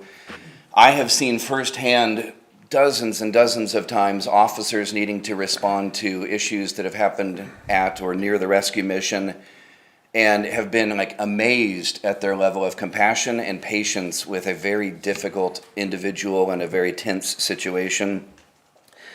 I regularly see the officers asking individuals who are maybe being dismissed from the rescue mission for disciplinary action, asking the individual, do you have somebody we can call, anything we can do, how can we help? They are, regularly looking for solutions and opportunities to serve, and nobody gets arrested at the beginning. Now, there are times for our safety and security of the campus, we might have them issue a trespass warning on an individual who's being threatening, and then later they would enforce that if the individual continued to return to our campus. But otherwise, calls for law enforcement at the rescue mission, the PD have always come out and been looking for how can we help this individual, and they've been very supportive of us having guidelines. We have guidelines at the rescue mission which makes it a decent place to work and to live and to get help and to start a new life. And this particular ordinance provides guidelines to Norfolk PD to be able to make sure all of the city of Norfolk is a decent place for all of its citizens. I know that sometimes the argument is that public space is for the entire public, not just for people with homes. Absolutely, the public space is for the public, but all public space has a particular function. And sidewalks allow me to walk down the street or get into a business. The library allows me to look at materials and whatnot. The parks allow my kids to play. And so it is a public space for all citizens, but it doesn't mean that I can leave my belongings anywhere and sleep anywhere. And so the moment that an individual begins sleeping on the sidewalk in front of, let's say, my business, if I had a downtown business, well, it's going to be very challenging for my customers and employees, maybe awkward for them. And then all of a sudden, it's no longer a public space for everybody because it feels like I'm invading someone's private space. I recently walked through the downtown area of Omaha in the last few months. And just an early morning trip to Omaha to take someone back to the airport, stopping for a coffee downtown, and we had to either step over the legs of a number of individuals or walk in the street to avoid going into their space. And these are folks I have no knowledge of. I don't know, what they're capable of or what their intentions are. And so it puts myself in a position to where, with my wife and another lady that we were taking to the airport, it made us feel very awkward to walk the downtown, and we regularly stepped into the street to avoid being too close to someone that we just didn't know what is possible. We have seen that happening in big cities across the U.S., and if there is not an ordinance in place that gives law enforcement an opportunity to do anything, then the problem will continue and it will grow. It's in some major cities, obviously like San Francisco is a really radical example of this. I don't know if they had such an ordinance or if they just didn't enforce it, but now it's so rampantly and radically out of control, I don't know what a solution would be for a San Francisco. And I don't want to see Norfolk, Nebraska end up like that. This doesn't make homelessness a crime. It makes utilizing public space that has a particular purpose someone's private space, and that's not fair. If I were to take children, my youngest is now 19, so I don't take my kids to the park, but grandkids though, if I were to take my grandkids to the park and there was a homeless person sleeping, on or near the playground equipment, I'm probably going to move on. Now, being the director of the rescue mission, I probably know who it is and know the level of safety or concern. But that's not the case for everyone in town. And so all of a sudden, that public playground for my grandkids becomes someone's private dwelling place. The Norfolk Rescue Mission almost always has beds open. So we are one of those resources that is in town. We've got beds for men, we've got beds for women, and then families of different sizes and units and whatnot. It is extremely rare that we don't have a bed open. And if we were in an emergency situation, we can put beds and mats all over the place and house many more than what our normal capacity would be if we found ourselves in an emergency situation. That being said, the individuals that are regularly camping, as this ordinance would call it, in downtown public spaces and parks and library, there are beds open for them at the rescue mission. I can honestly say that I know a number of these individuals. I know them by name, and I've had a history with them, and I have personally offered that they're welcome at the mission, and they've refused. So ultimately, this is not a lack of resources issue, because the primary resource for homelessness, our rescue mission in town, we have beds open, and we've made the offer to these individuals that they can come and check in. Obviously, there's terms and conditions for stay and expectations and so forth, but there are beds open and the offer has been made. There are times when an individual is barred from the rescue mission for violating policy, which is ultimately, true of any establishment where there is a violation. Anyone's private space, they can set a boundary and say this far and no more. And the rescue mission has boundaries like that, which again protect everyone else at the rescue mission so that it continues to be a good place for recovery and a new life. We participated in an event in October called the Project Homeless Connect. Lacey with Bright Horizons and a number of other folks on her team organized an event that happens out at Our Savior Lutheran Church. I don't know how many hundreds of volunteers work at this particular event, but I do know that there's probably 50 to 100 organizations that are represented, and anyone who is homeless or near homeless can come to this event, be assigned what's called a navigator, and they are walked through table by table to visit with every organization in town, and this has been going on for a few years now. There are tons of organizations that help in so many ways with finances and with housing and with mental health and with education and transportation and whatnot. And the population that is on the streets in Norfolk, for the most part, have been through the Project Homeless Connection event, and they are very well aware of all of these services. They might be participating in some of the services, but it's not a lack of the knowledge of where do I get help, and it's certainly not a lack of help being available, because there's a ton of help available. This ordinance would provide law enforcement the ability to do something, and the officer shared that there was a gentleman on 5th and Brosh or Prospect, something like that. I remember that law enforcement came to the mission and asked, is there a bed open? Can this guy come? Yes, and yes were the answers. They made the offer to him and he didn't want to come. Well, then that put him in a situation to where there was real help available that the individual on the street refused, and then the officer had nothing else that could be done unless this individual found a different way to violate. And he took up, I think there was like 3 or 4 benches that are around a piece of art on that corner, and I think he basically had taken over all of that space. And so once again, it is a public space, it is a public bench, but the public couldn't use it.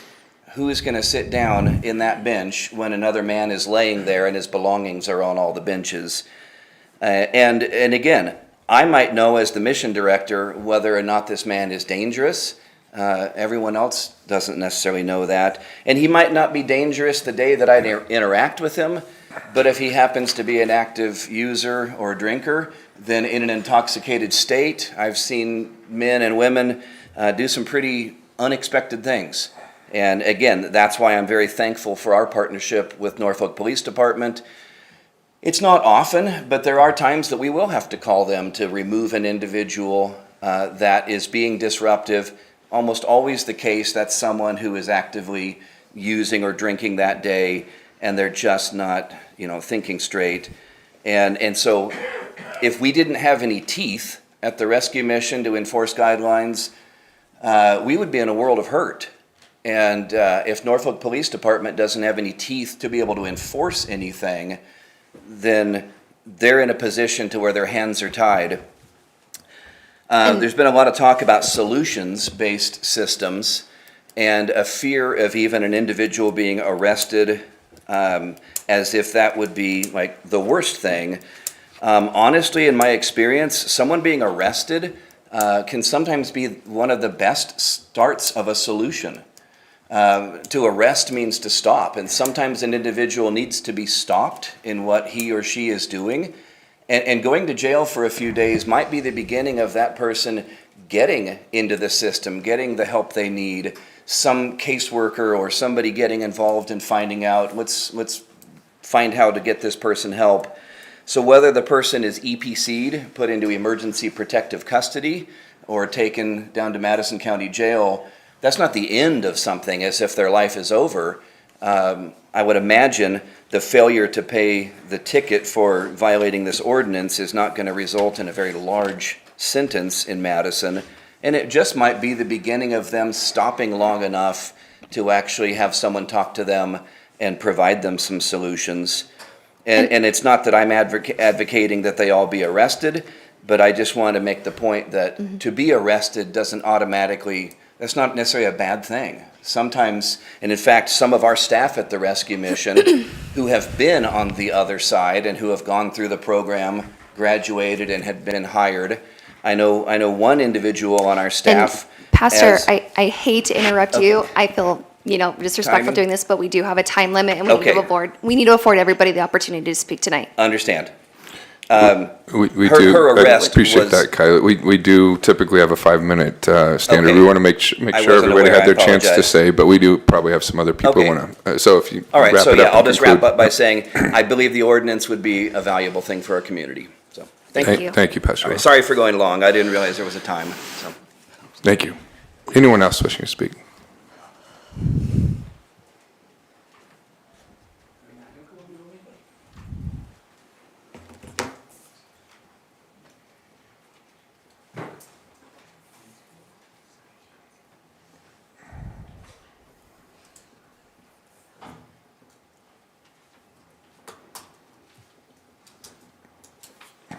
Good evening.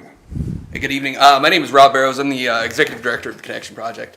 I'm up here specifically, I don't think that this ordinance is what we need as a community to solve this issue. I think it's sad that this is how we go about having this conversation, that an ordinance is recommended to the city council, and then we come up here and we have this conversation like this. I think that all of the parties involved, all of the organizations, us, the Well, everybody involved in this should be having this conversation all the time. We had a housing meeting not too long ago about, affordable housing and things like that, and the city was applying for a grant. I remember being here and us discussing this, and it go absolutely nowhere further than that, where we were using the money from the Kensington to get 13 units. I think we need to have more discussions, and I don't think that creating an ordinance that's going to penalize people who literally have nowhere to go and nothing, creating an ordinance that's going to penalize them, how are they going to pay this fine? What are they going to do when they get out of jail? Like, becoming justice involved is not the answer. Like, I completely disagree with what was said before me. Like, getting people to become justice involved is another barrier to those people becoming successful, not an answer to it. I'm having a really hard time, like, restraining myself right now. Tommy had mentioned people, a lot of people in our community go without diagnosis. I know that I've been up here before and I've spoken to the city council about, that's where our organization steps in. We are funded through Region 4 and we are able to provide peer support services to those without a diagnosis. All they have to do is self-diagnose themselves, say that I do have an issue, because there is barriers there as well. So when we see that,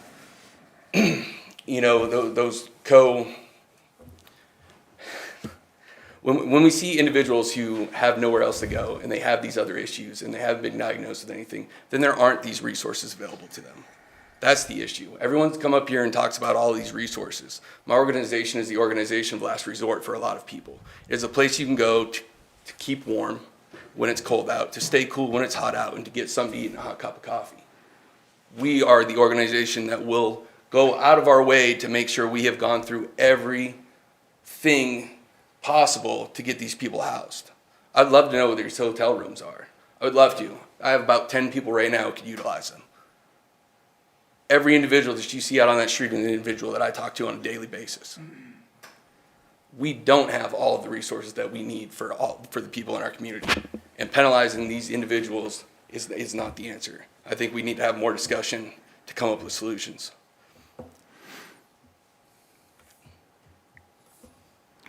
Rob, thank you for sharing. I know your organization has in the past looked at the potential of establishing an alternative housing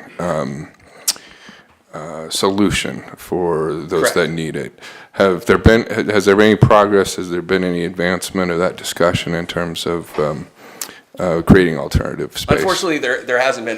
We had attempted to work with the region to establish a hospital diversion program, which would be, we'd kind of be getting in with people before they became, ended up on the streets. These are people who are getting kicked out of treatment. We talked about that earlier. The people who get kicked out of treatment, the people who have nowhere to go, the people who don't meet the level of care for the hospital, the people who potentially haven't done anything wrong or haven't committed a crime, but are going to end up going to, somewhere like Madison County. This would be a short-term place for them to receive the services that they need and to get the help that they need. Unfortunately, we're not able to get that program funded. Currently, right now, I know the well has respite for men and women, but Tommy, you can probably answer this. I think it's 1 bed for men, and then there's not very many for women as well. Two. So we have 3 respite beds. So these individuals who meet the criteria for respite have, there's only 3 beds, 2 for women and 1 for men in our community. So although our community is great, our community is an amazing place for people in recovery. It's an amazing community for support. There isn't as much support as we think there is. There are many individuals who fall through the cracks, and that's who we see when we see people out on the street. And finding them or telling them to move along isn't going to help. That's the one question I have for the officer. When we tell an individual out on the street to move along, where are they going to move along to? Down the street to get told to move along again?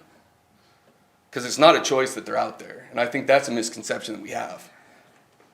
Because if it was a choice, they're not choosing that. It was raining last night and this morning. They're not choosing to stand out in the rain over being in the mission. I mean, I have a really hard time with people who say that it's a choice, because it's not. Also brought Matthew here. Matthew is one of the individuals that people have discussed tonight.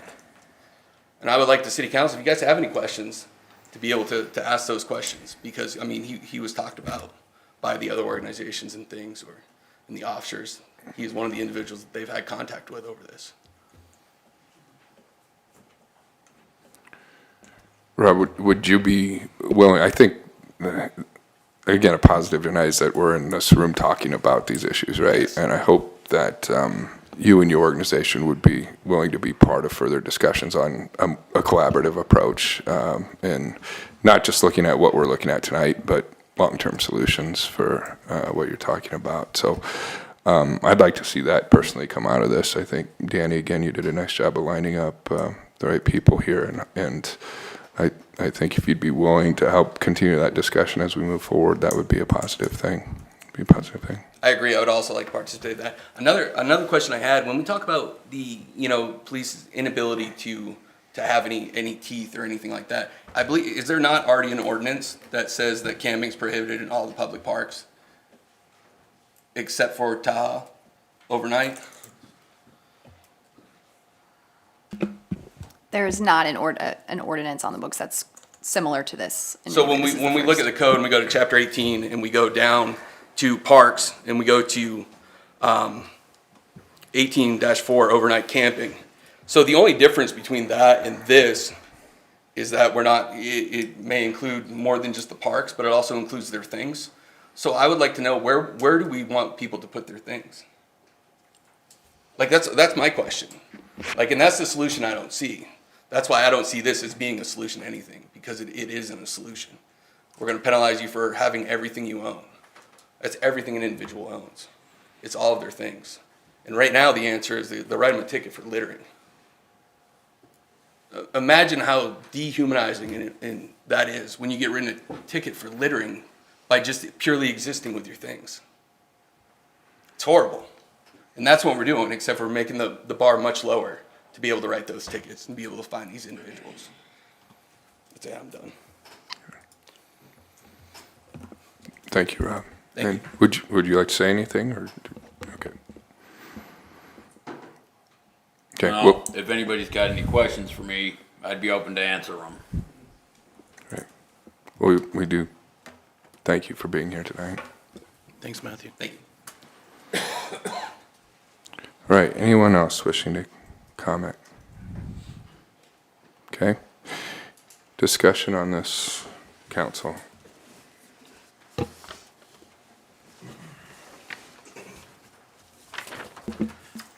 I'll just say that what bothers me about this is we don't have anything.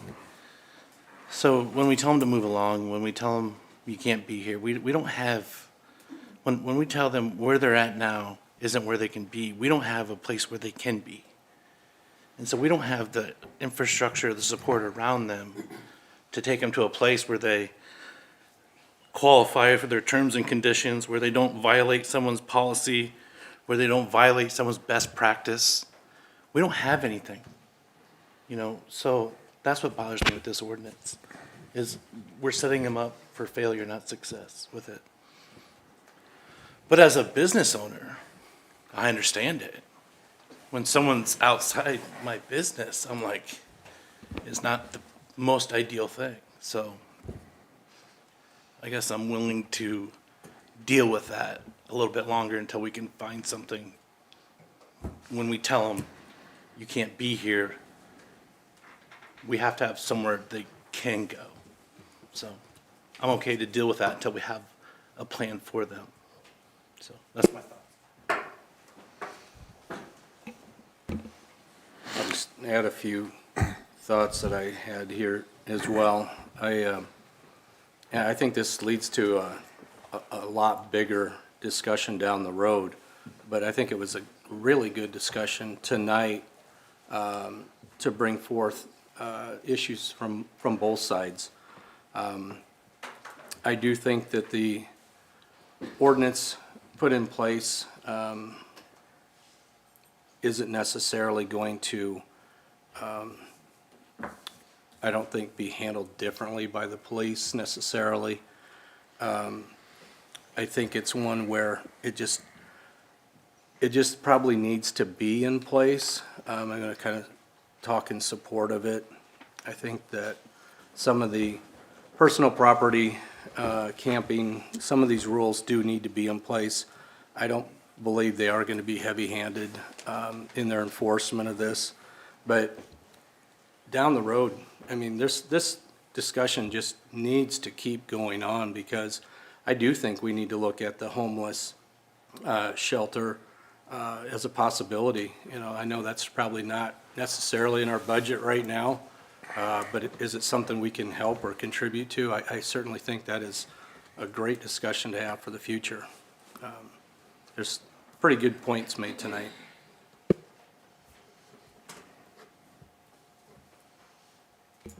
I guess I'm just a little confused. You know, the mission says there is open rooms.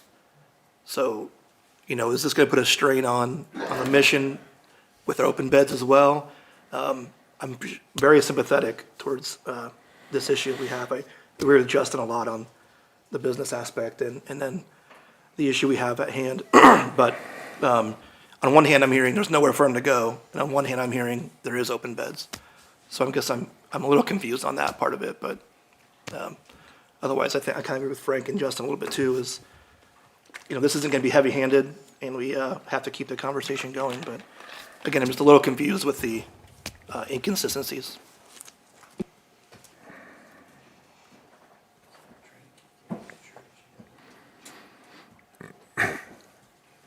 Anyone else, council?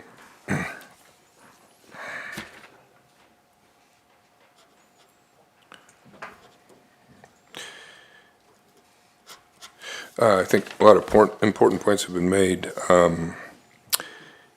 I think discussions like this can lead to more discussions. I've been part of some in the past, looking at options for creating alternative housing for the unhoused. there are few at this point. I mean, Andrew, to some of your confusion, I think to speak to that, there are certain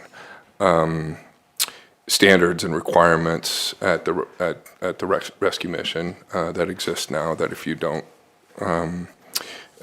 necessarily meet or agree to, and Pastor can correct me if I'm wrong, that may not be an option in all circumstances. And so we've heard about a very few respite options beyond that, but clearly, as Frank mentioned, there should be a conversation about how we can all work together to provide more potentially in the future, because I think that's what I hear you saying, Councilman Webb, as well. Because if we say get along from here, what does that mean to an individual if there's not another place to get along to?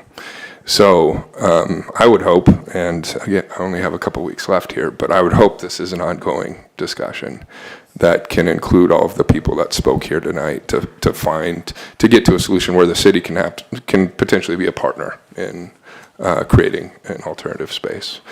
But for this moment in time, for what we have to consider in front of us, I do agree as well with law enforcement and what some others said, that our officers do need something to fall back to, and that's not necessarily a fallback that will lead to punitive action. It's a fallback that can lead to some guidance for resource organizations. That's my hope. So that's how I see it. Is there any other conversations here before we proceed to a vote?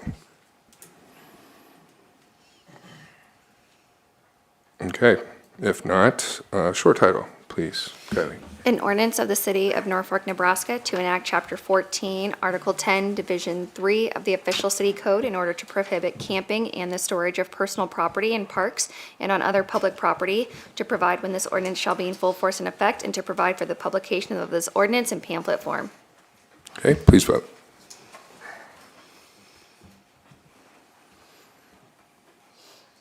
Voting in the affirmative, McCarthy, Granquist, Arns, Snorton, Hildebrand, Clausen, Murin. Voting in opposition, Webb. Ordinance number 5906 carries on first reading. Okay, that moves us to item number 37. I would look for a motion to consider approval of Resolution 2024-75, adding stop signs to control all four directions at the intersection of Norfolk Avenue and 4th Street. I'll make a motion considering approval of Resolution 2024-2075. Second. Okay, motion second. For some background on this, Steve Ramus, our Public Works Director. Steve. Mayor and Council, back in April, we bagged the signals at 4th and 5th intersections on Norfolk Avenue. And tonight we be presenting the information relative to that signal study at those two intersections. We have separated into two different agenda items, item 37, which would be the 4th Street intersection, and agenda item 38, which would be the 5th Street intersection. Attached to the agenda was the technical memo for the studies at each of those intersections. That was conducted by Olson, and tonight we have Seth Olson with us to walk us through the findings from the study. Staff is also available to answer questions relative to the program downtown. So from here, I'll turn it over to Seth. Thank you, Steve. Well, welcome, Seth Lange.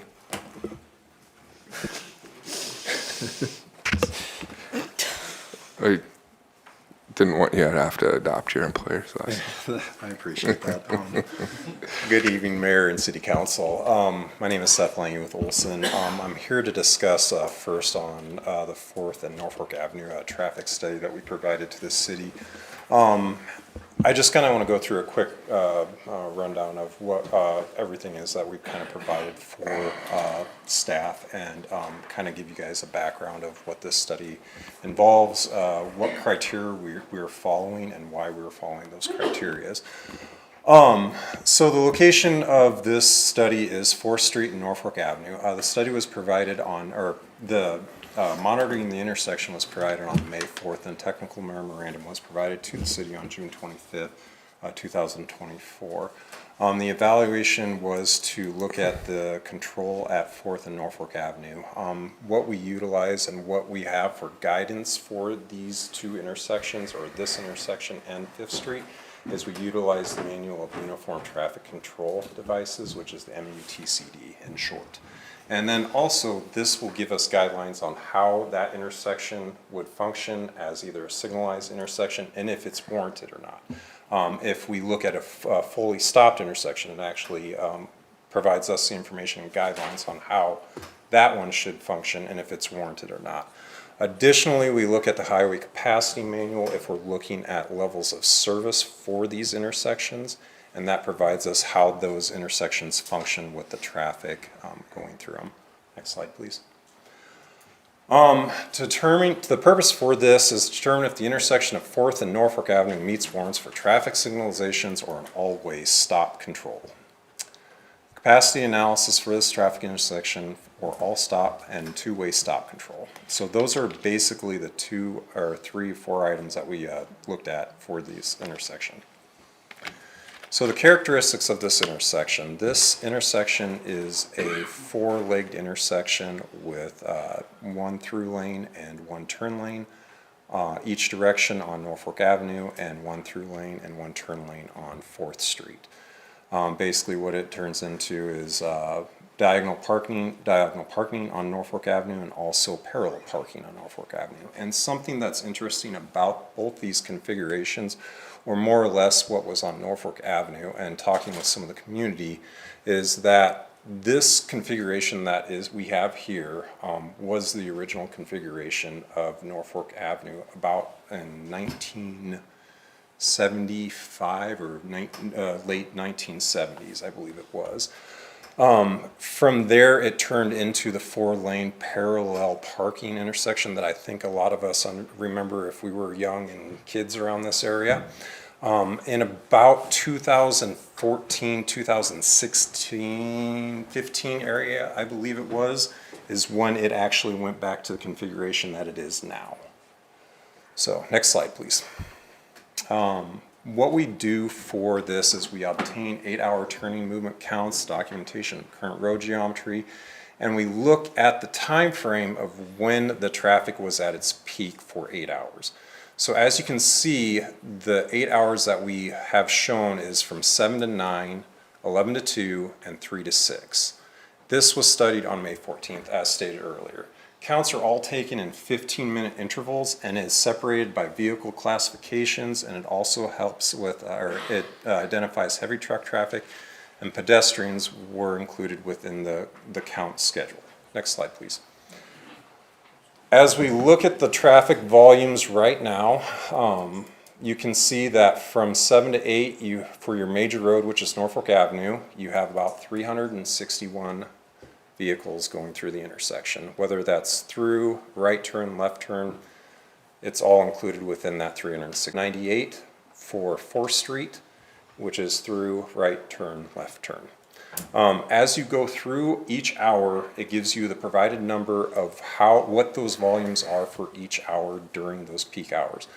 Additionally, we look at the gross peak hour and the highest amount, which is at the bottom, which is from 315 to 415, that is 571 for the peak and 211 for the minor. Next slide, please. As we look at the AM peak 15 minutes, you can see that there is a group section that kind of identifies your peak hour for the AM, and in red it identifies your peak 15-minute count. In those areas, it identifies all the movements as far as the U-turns, left turns, through movements, right movements, etc. for each intersection, and westbound, eastbound, northbound, southbound. Next slide. As you can see, this shows the noon peak time, which is from 12:45 to 1, which coincides with around that lunchtime time. Next slide. Your PM peak is from 3:30 to about 3:45, which coincides with probably school getting out, right? That is your peak time, which is in red, from 3:30 to 3:45. Next slide. All right, so now as we look at these, what do we look at when we look at a signalized intersection? There are 9 warrants that we look at. For this exercise, we looked at 4 of the 9 warrants, and the reasoning for that is because there was no school crossing for warrant 5, there's no intersection near at-grade crossing for warrant 9, roadway networking is usually utilized for higher trafficked intersections or higher trafficked roadways, coordinate signal timing is utilized for higher traffic intersections and roadways, and crash experience was not evaluated at this time. Can we evaluate? Yes, we can. So, as we look at these, when you look at the first warrant, the 8-hour vehicular volume basically states on that first tab that we had, can you go back about to that, keep going, all the way back to the first table. This table shows that if in every hour that we have, do we meet the requirement for the 8-hour study. So each hour has to have, for the major road, above 600 vehicles of traffic going through and 200. If each one of these hours do not meet those requirements for major and minor roads, that warrant is not satisfied. Let's go back to the next one, or back to that one. Similar for the 4-hour vehicular volume, if during the 4-hour it does not meet those requirements, it is not warranted. Same for the peak hour. Pedestrian volumes, if we can go, do you have the traffic study available, the PDF? Yeah.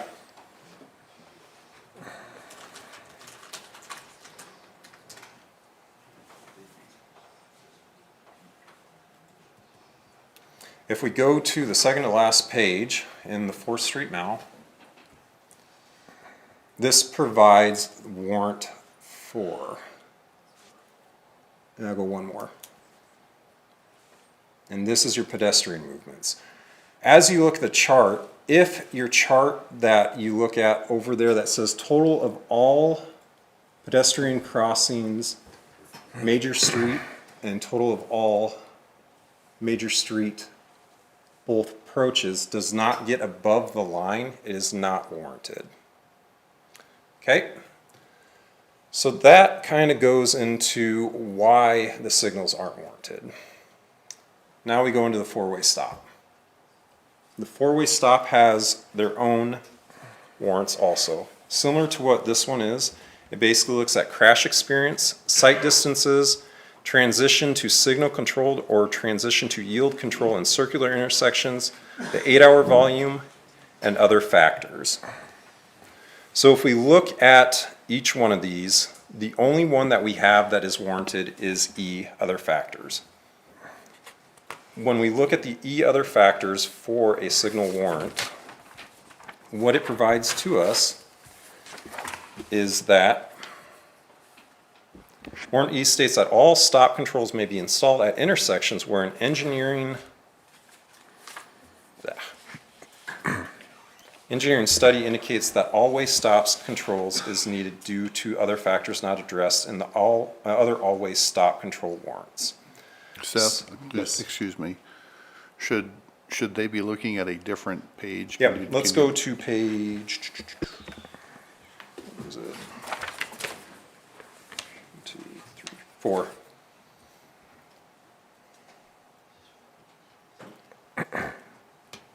Scroll up a little bit more. There's warrant E.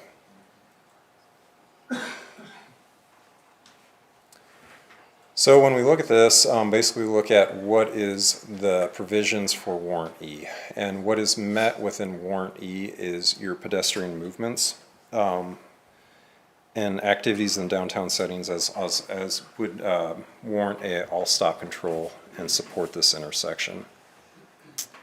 Additional information can probably be provided if we look at the crash experience for this. Or for this, which is warrant A. Something that we actually looked at too for this is just the crashes that have happened within the last 12 months the last 7 months for this intersection, and then what has happened within the last 12 months before the intersection was bagged. And the majority of the crashes that were reported to the police, there were only 2 crashes that happened within this intersection. One for the signalized intersection and one for the stop control intersection. So the signalized intersection, basically what it provided was that there was injury for it, and that damages for cars were estimated around $4,000 to $5,000 for each car. In the stop control intersection, there were no injuries reported by the police officer, and costs were around $2,000 to $3,000 for both vehicles. All right, can we go back to the slide? Sorry, I'm jumping around a little bit.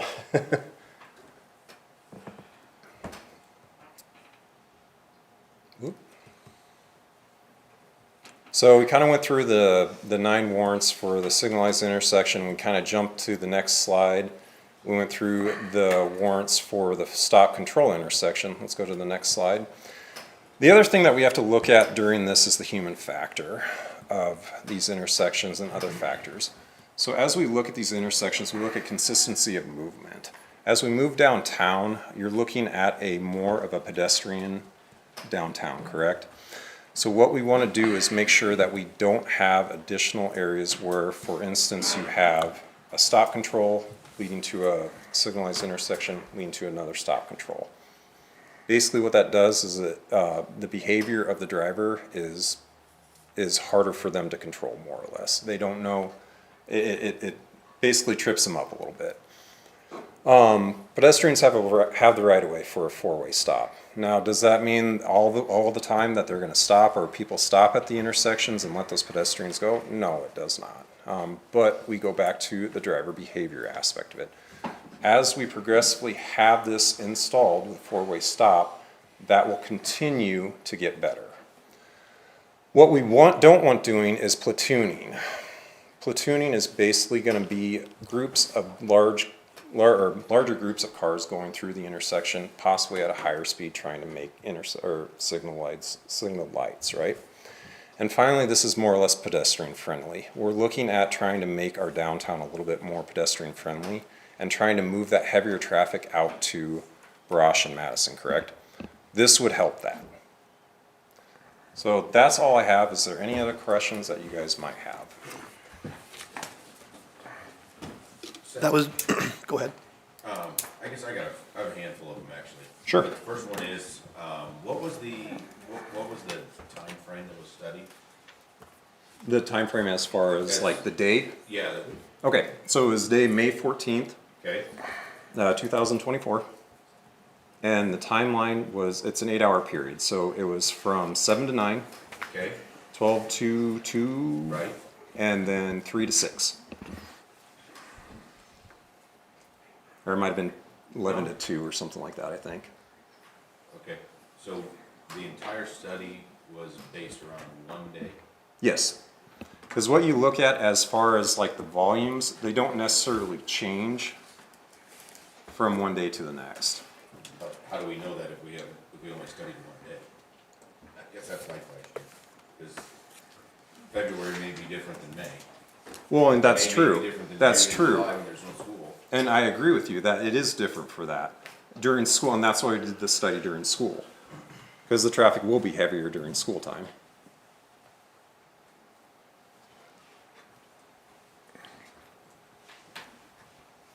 Okay, thank you. Seth, I do have a question. Yep. I know you mentioned the number of vehicles didn't warrant a 8-hour or 4-hour study, but did the amount of pedestrian movement, did that allow Not for for a signalized intersection. Pardon? Not for a signalized intersection, the pedestrian movement. Okay, it did not. No, it did not.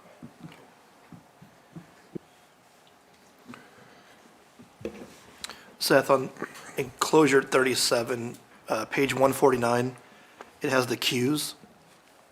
You're gonna have to help me on what you're looking at. I'm looking at, I guess, our packet here. Anyway, the total delay, is that, it has eastbound, westbound, or is that seconds in that total delay? Yeah, I'm blind, I'm not. Sorry, I don't think it's up there, but I was just curious if on the delay and the queues. Yeah, it would be seconds. Okay. Page 149 of the packet, the That's council okay. packet.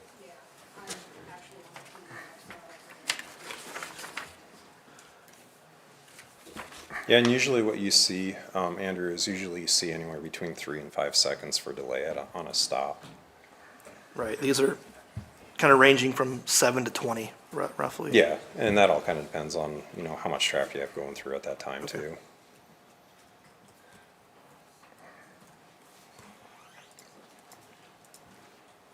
So, and that presentation was just for 4th Street, right? Not for 5th? Okay. Yep, it'll pretty much be the same thing for 5th, Yeah. so. Just in comparison, so I would imagine the volumes on Fifth are a little less than Yep. Fourth? Yeah. Yes. Okay. And we'll talk about that here.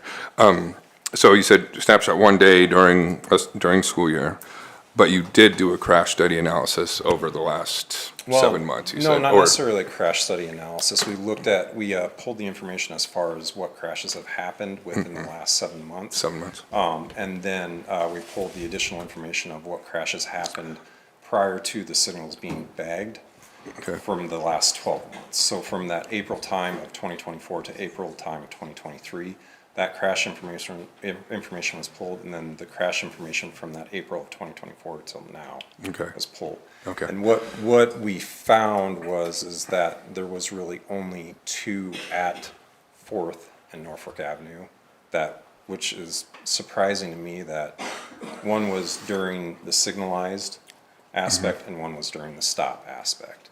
Gotcha, okay. And you said the crash at the signalized intersection, what sounds like it was of more severe impact than the one at the stop Based on the signs. report, yes, it was a more severe crash. Yeah, okay. Council, Mayor and Council, as you contemplate some additional questions, I'm going to possibly here put Anna on the spot, but one of the things that has been going on somewhat relative or has some relative components to the traffic study is our Safe Streets for All project and the data that was collected. They did do, there was a little more crash data collected just across the city. And we do have that report and analysis that kind of layered over the top of this does show that Norfolk Avenue corridor from about 14th Street through First Street had a higher, I'd say a higher incident ratio of traffic to pedestrian interactions. So just, I mean, that kind of layers on it a little bit. The other thing here is we contemplate this, and Mr. Lange yet has not necessarily reached the point of the recommendation of the study. But we're also in the process of implementing mid-block crossings in downtown, which is going to further add pedestrians into that traffic corridor through downtown. That is set to be implemented probably over the next 12 to 18 months. We'd start to see activity in terms of the construction of those mid-block crossings at some of those blocks. We also have going on downtown. Hey, Steve, I'll just, Yep. those are the ones that are already marked, but you're talking about full implementation in terms of ramps. They're marked, correct, they're marked, but we would be implementing what we call daylighting or the ADA access. Yeah, okay. All right, just wanted to clarify. To several of those. So, yeah, good clarification there.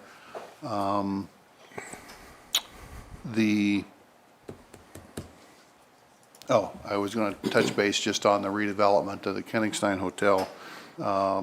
We do, as that would hopefully take place here over the next 12 months, 15 months.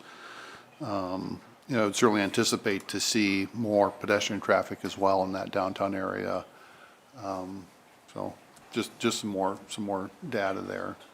All right, thank you. That's a question I have too with, kind of wish these were switched around. I wish 38 would have been 37 and 37 would have been 38. So we've been talking about Fifth Street before we start talking about Fourth Street. But with the Kensington being, on the, getting remodeled and redone, does it warrant, further study after that is up in place? After the Kensington's in place and they've gotten 90 rooms or whatever the room count is and the people coming in and out of there, would that make sense to keep the four-way stops as we have them right now and then reevaluate at that particular time once the Kensington is up? Because I'd hate to tear down stoplights if eventually someday it all of a sudden needs to be put back in place. I'm not saying that's the case, but that could ultimately be something that happened. Then we just took out a perfectly good signal, and we haven't really had the chance to see what impact the Kensington's going to have downtown. I just a question, would it be applicable to just keep the way we have it right now? And then I'm not sure what the time frame is for the Kensington, if it's 2 years, 3 years, I don't know, but that would be in my mind, before we would want to tear anything down, you might want to be back up here after that's up and saying, okay, so now we've got additional traffic, we've got cars pulling in and out from the Kensington, is that going to warrant? I'm not saying it would, but it'd just be, if it did, per se, then we would have a traffic light that's been tore down and maybe need to be put back in place. I'm just speculating, I don't know. No, and that's a valid question, Shane. I think what we have to look at now, though, is like, okay, what is the actual amount of traffic that we have going on there right now? And we're well below the required warrant for it. So to say that, for instance, I think one of the hourly volumes is like 300 and something, and we have to be at over 600 vehicles going through there for an hour. To say that the Kensington is going to bring in an additional 350 cars. Well, my thought would be, if we haven't really seen what their traffic flow is going to be, how they're going to do their valet parking. I know Steve's been working on that. But I would think at the Kensington, most people are going to be getting up and leaving at a certain time in the morning, which would probably coincide with school traffic at the same time. So would it be an issue where that traffic light would be something would operate just at peak times and then would go back to a four-way stop during non-peak times? I think that gets into kind of driver behaviors and everything. It could get confusing, which would lead to possibly more accidents. Just to kind of give you a reference, we've kind of looked at some of the cities around Norfolk, Kearney, Fremont, just see kind of what they've done with their downtown and see what they have. And I reached out to our office in Kearney because they have kind of their downtown where they have kind of the corner poles where they're mounted. And one of my guys said is what they've noticed a lot is that people don't even recognize those lights. They don't even, and people drive right through them. So to say that it is something that could work, I can't tell you right now if, changing it from one to another, but my gut instinct is Kearney's kind of the placement though, because they're way out.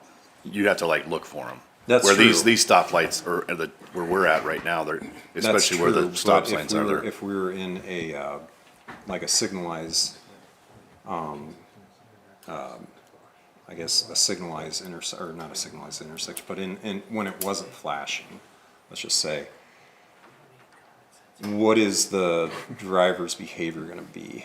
Are they going to stop and not go, and then that holds traffic back, creating additional traffic that'd be behind the queue, or are they going to, or even the other way, if it's flashing, would they go through without, stopping or I know, for instance, Brosh and Fourth, I was against that light coming out, and now it's a four-way, it's a lot easier to get through. I get that, but I'm just wondering, without having any knowledge of what that traffic's gonna be like off the Kensington, if this warrants just throwing it out there.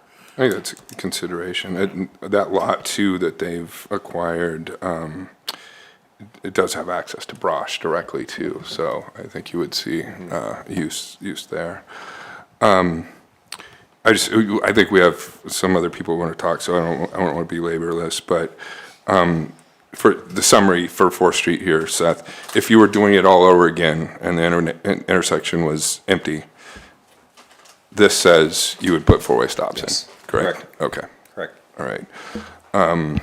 And just a brief history of this, the lights, as I understand it, the signalized intersections downtown were put in, I don't know how many years ago, but I think that was still when there was a designation of that corridor being a state highway. Correct. And perhaps there were traffic counts then that warranted them. Correct. But as we've looked, not at this point. And things have changed. And the underlying point behind the change at 2nd and 3rd was that Norfolk Avenue was seeing more and more pedestrian traffic. We wanted to make sure traffic was careful, slow moving, people paying attention to their surroundings, and safe for pedestrians, because those pedestrians are wanting to visit the various businesses and dining and entertainment options in downtown. And, okay, all right. Any other questions for Seth while we still have him up here? Seth, can you go over when we were in subcommittee about the MUDT? MUTCD. Yeah, and how that, the requirement, and if the state was to own this road, that they would not put in. So the MUTCD is a guideline for state, local, and it gives us guidelines on how we were to, like, if we were to look at a signalized intersection, if those warrants were done. It doesn't matter whether the state owns it or if we own it, those are what we follow for the recommendations. Or if the city, I guess if the city owns this street. So those guidelines are set forth in that manual, and the state follows them, local jurisdictions follow them. You do see some states that, have more on top of it, but not less than what that manual provides. So, yeah. I guess I have one question, and maybe I'm incorrect. Did we not have this presented to us one other time, and then we asked for a longer study, and we're still going back to the May 14th day? So we presented the results of the study back in August. But at that time, there was just a desire, we had implemented the study in April. We ran for about, 4 weeks before school got out. We know that traffic's, there's less volume downtown during the summer. And so we wanted to run it a little bit longer once school opened, more just as a function of. But we didn't do that. We didn't study that when school got back in session. No, but what we were consuming was the public comment. Just allowing a little bit more time for public comment to come in and see what came in on that. As a function of that, I'll just review here. So what I received in the engineering office was. How many comments after the August meeting? After August? Yeah, after the August council meeting. I've got 5. Okay, and you had 8 before that, or? I had 12. Okay. And of the ones I've received, those 5, there's one individual's probably 2 of those comments. He contacted us twice. Likewise, the 12 that occurred before that, 3 of those were the same individual. Of the 17 comments that I received at the office, either through telephone calls, emails, or through our public portal, the majority of them, I would say, had to do with backing out, more as you're moving through an intersection into the next block.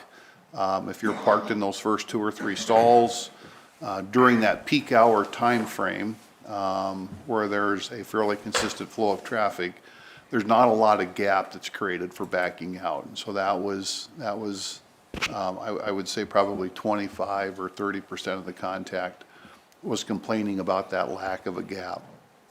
The individual that contacted me 3 times during the early stages of this, late April, early May, They were struggling with exactly how to cross the crosswalk. They didn't understand, what their cue was to move forward. It happened to be an individual that had some special needs, and so working with that individual, explaining to them how that crosswalk worked. I went down there, met them, walked through the crosswalk a couple times, and I've not heard back from that individual. So I'm assuming that once they figured that out and that they had the right of way, they've not had any other contact. Of those 17, so there was at least 2 of those that were the same here towards the end. There was those 3 that were the same individual. There was another individual that contacted me twice, extremely belligerent on the telephone. The primary concern was they wanted to be able to platoon through downtown. My impression was they were a driver for a local carrier, and during those peak times, as they're trying to move through the downtown area, it might be taking them, if they're stopping, 2 minutes a block, it's taking them 8 to 10 minutes to get through that downtown area. And again, the rest were just general. They didn't like the signals. They preferred the four-way stop. Not really providing much information behind it other they just preferred the traffic signal versus the four-way stop. Okay, so one other question then is, right now the stop signs, why we were supposedly under a study, are out in the middle of the road behind the rear bumpers of the vehicles that are parked at diagonal. What is gonna have to, what's the permanent solution with those stop signs being out there and behind the bumper so people stop and can see the stop signs? Well, at least initially, as we would install those, we could set them up on bases and have them out into the roadway a little bit. I think we did that a little bit on the 2nd and 3rd Street while we were waiting for signs to come in. But we could do that. There's a conversation going on the 5th Street side. There's a conversation here to do a sidewalk district. We could do the bulb outs on the corners as a function of a sidewalk district on the 5th Street side. 4th Street, there will be a bulb out on the northeast corner as a function of the Kenningston redevelopment and the drop-off area there. So that doesn't address the other 3 corners per se of that intersection, but the bulb outs, again, similar to the mid-block crossings and the ADA access at the mid-block crossings, it just reduces, since we have parking on both the north and south side, the bulb outs just provide a protected parking area and reduce the amount of space that a pedestrian is within the street section itself. So we could look to do more bulb outs. And what's the anticipated cost for these bump outs or bulb outs? And how does it affect snow removal? Yeah, I haven't put a cost to the bulb outs to be able to answer that question, Councilman. I would guess you're in that 10 to 15,000 a corner probably for a bulb out. But that hasn't been considered as part of this. That hasn't not been part of this considered as discussion. part of this, It's solely been stopped, as in the permanent conversions for 2nd or 3rd. Okay, any other questions for Seth before we move on? Okay, stay close. Thanks. Anyone wishing to speak on this quickly?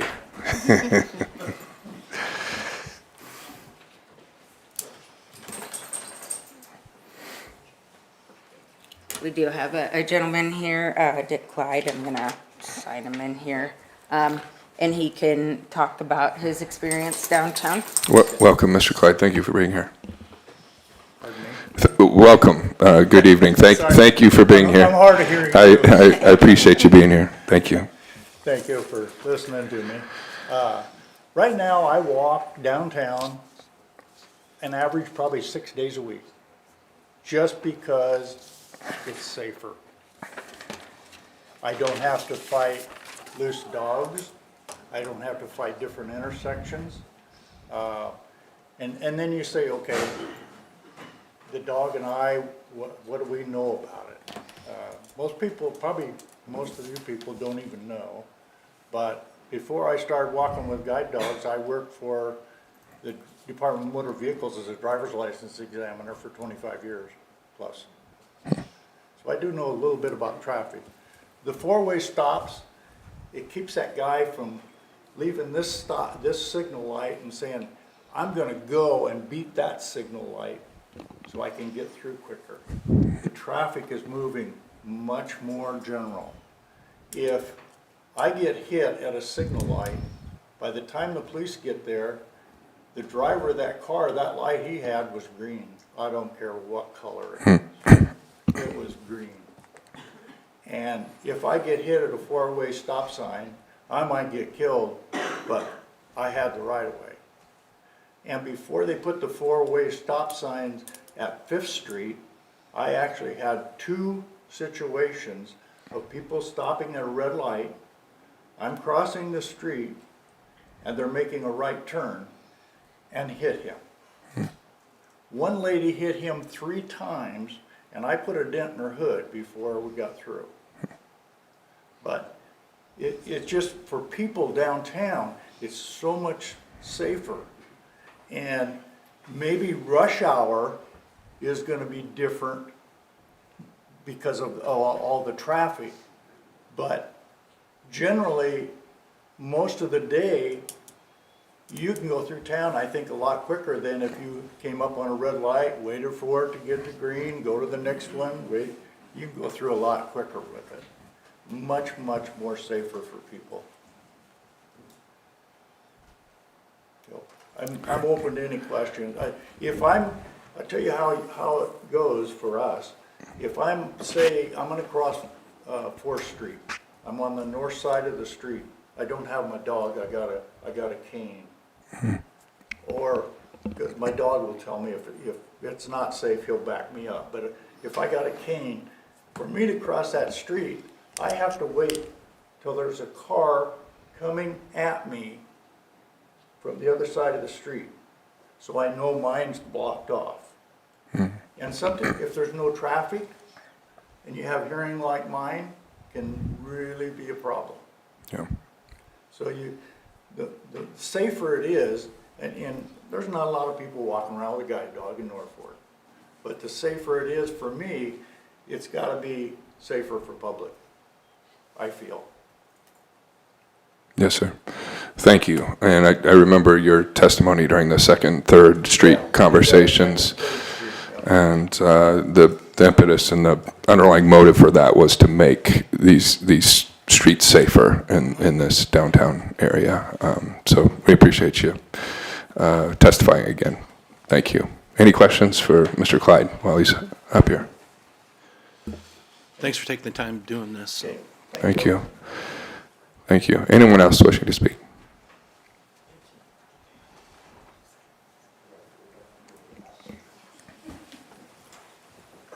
Need to sign anything? You're already in there, Connie. Go ahead. Connie Garian. I'm going to just share with you, I had contacted the VPD board. We had generally talked about this. It wasn't really on our agenda to discuss, but just the general feel that I got from the meeting was that the VPD was in support of it. Originally, we were not. We didn't want those lights gone, but we like it now. And I had 2 of the members send me emails. And this one's from Pat Carney. And he said, I have a school event tonight, so will not be able to make it to city council. I'm not sure on 4th Street, but I haven't had any issues with the signs at 5th. When they first put them there, I didn't think I would. I don't know what, something's not right there. I thought it would create more problems. I think they're pretty much effective at letting the traffic move through. And he wrote, I don't have a problem if they go back up. But then Stephanie Bates put, I would love to be there tonight. I'm very passionate about keeping the stop signs in place. However, I have a prior commitment. Good luck. So, and like I said, the VPD's opinion of it has changed in general. They like them there. And I agree that when he talks about a repeat. When you put something else in between, when we had both there, I would find myself sitting at a stop sign instead of a signal sign, waiting for the light to change and think, oh, there's not a light here, I can go. So it does do that to you when you're driving. So, but we do like them. Thank you, Connie. And just for the record, VPD's vehicle parking district made up of downtown business and property owners, correct? Yes. Okay. Yep. And they were very supportive of it. Thank you. Thank you. Anyone else?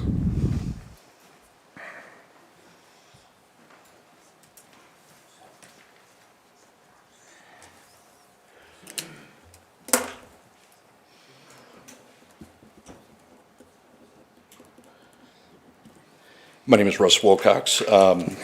I have, 7 years ago, my wife and I moved our business to the corner of 4th and Norfolk Avenue. So we've had an opportunity to be front and center, witness to a lot of the activity that's taken place. And what's happened over the last 7 years has been a significant, if there's a change in anything, it's been a significant increase in traffic, but even more so, a significant increase in pedestrian traffic. I mean, the amount of people that we have walking around down there is just, it's night and day from what it was 7 years ago. So I'm here to speak in favor of leaving of having the stop signs as opposed to the stop light. I do think it's significantly safer. We've witnessed many accidents, a lot of them. I was curious to hear Dick Clyde's comments, because I was somewhat curious as to what his opinion was. What he just talked about with people turning right was a real issue with those stoplights, because you have a green light and the walk signal would say it's okay to walk, but people would not slow down and they would turn in. I can tell you when making a right on red. Yeah. When thank you for clarification. When that was happening, I will tell you that most of the time when I crossed the street down there, I was looking over my left shoulder, making sure that somebody wasn't going to turn into me who wasn't forced to stop. I do that still a little bit, just because I don't want to get railroaded from the backside, but I can tell you that with the stop signs, at least I know that somebody had to stop, and I'm fairly confident now that if I get hit after somebody's stopped, I'll probably limp away, but I can tell you before I was going to get carried away. And I think that's where the pedestrian part of this comes in, is, and I agree 1,000%, when I'm going through, you get stopped, it's backed up. And I know there's certain times of the day I'm sure it is frustrating for folks, but I do think at the end of the day it is exclusively and solely a safety issue and a public safety issue. So I would encourage you to vote in favor of leaving the stop signs as they sit today and not going back to the stop signals. So, thank you. Thank you, Russ. Anyone else wishing to comment?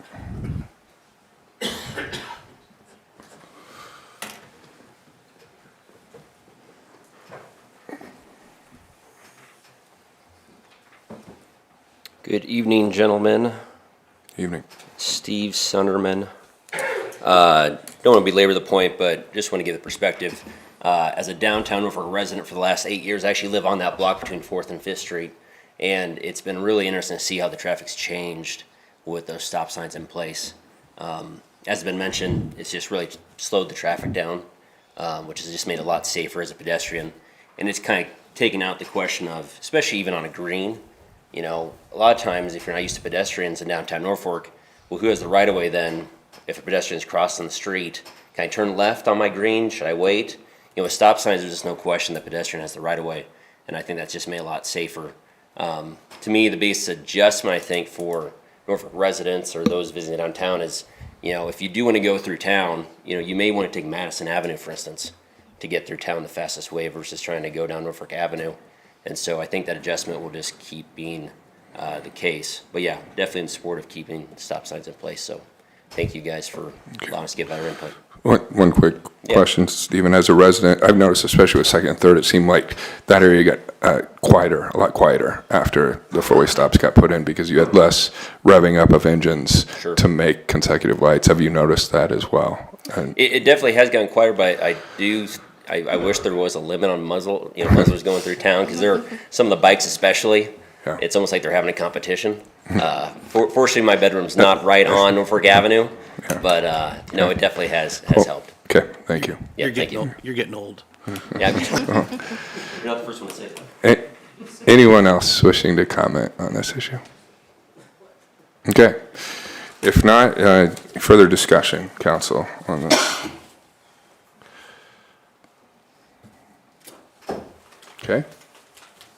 Hearing none, I think we can just go to a vote then. Yep, please vote. All council members present voting in the affirmative, Resolution 2024-75 is adopted.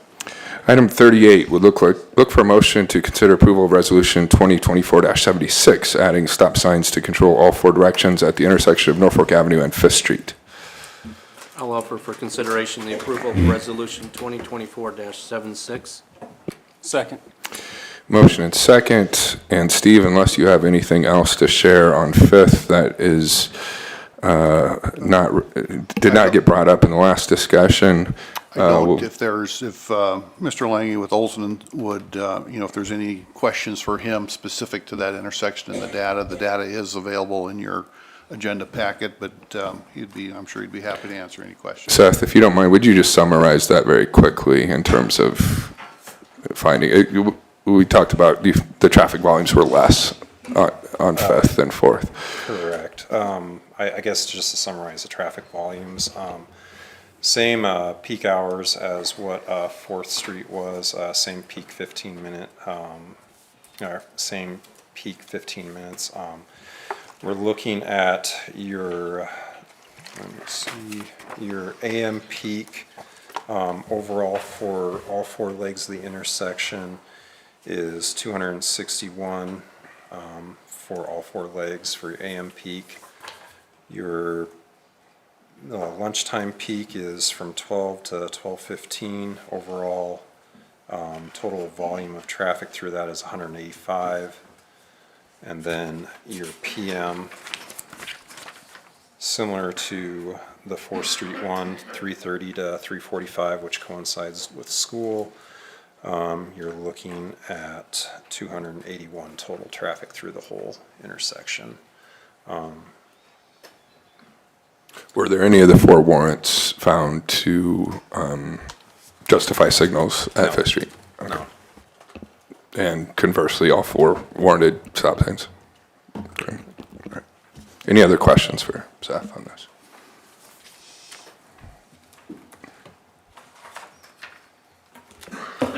Okay, thank you. Any comments or input on this? Okay, hearing none, please vote. All council members present voting in the affirmative, Resolution 2024-76 is adopted. Okay, item 39 would look for a motion to consider approval of a professional services consultant agreement with Manelli Wagner and Associates Incorporated for the Asphalt Overlays 2025 project for an amount of $161,290.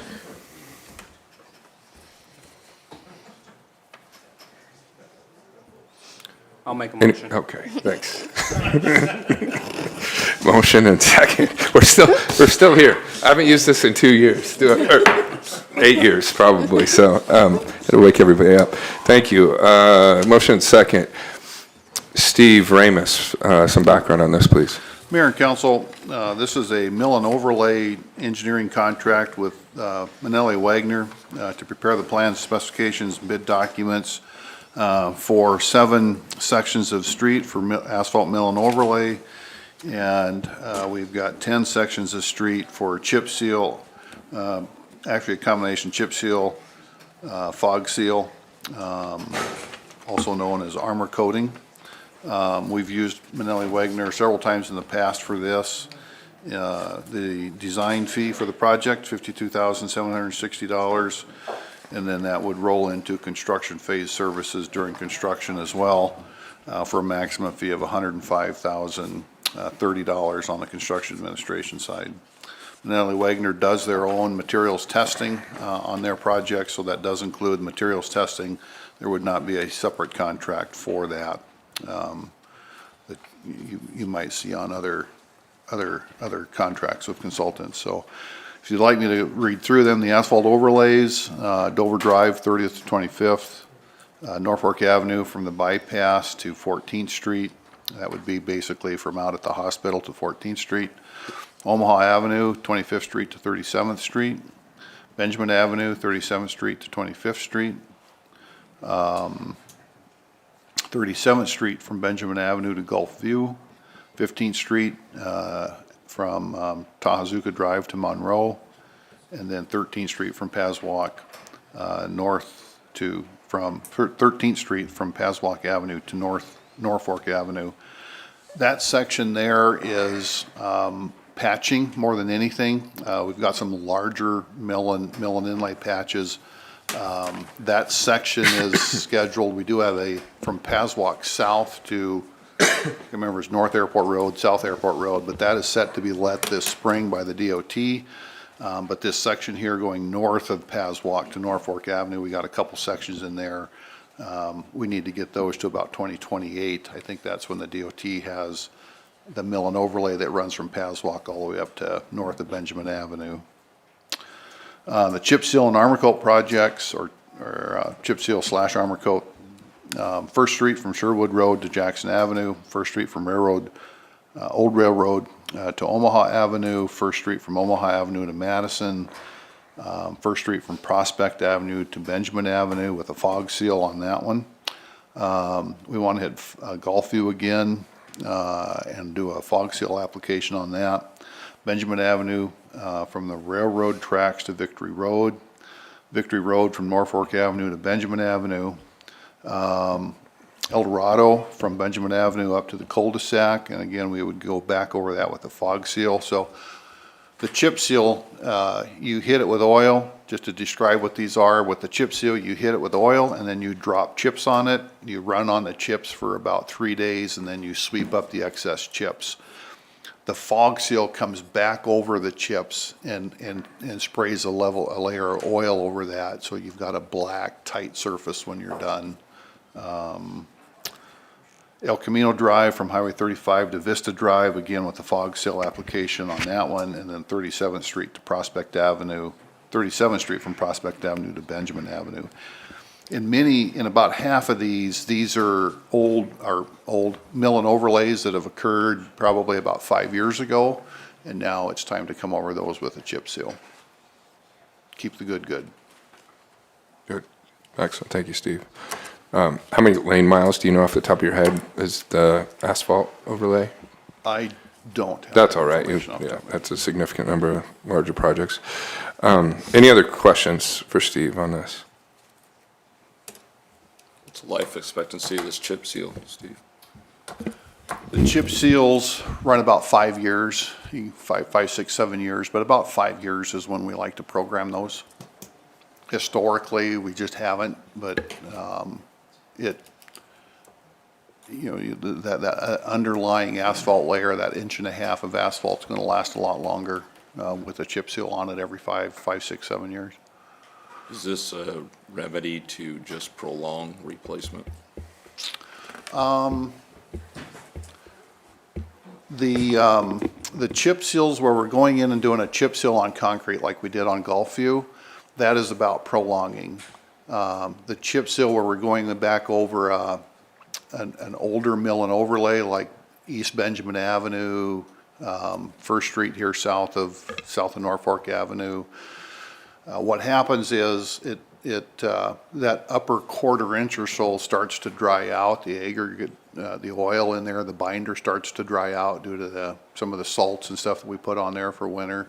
That chip seal provides a surface seal to keep that stuff from getting down in there.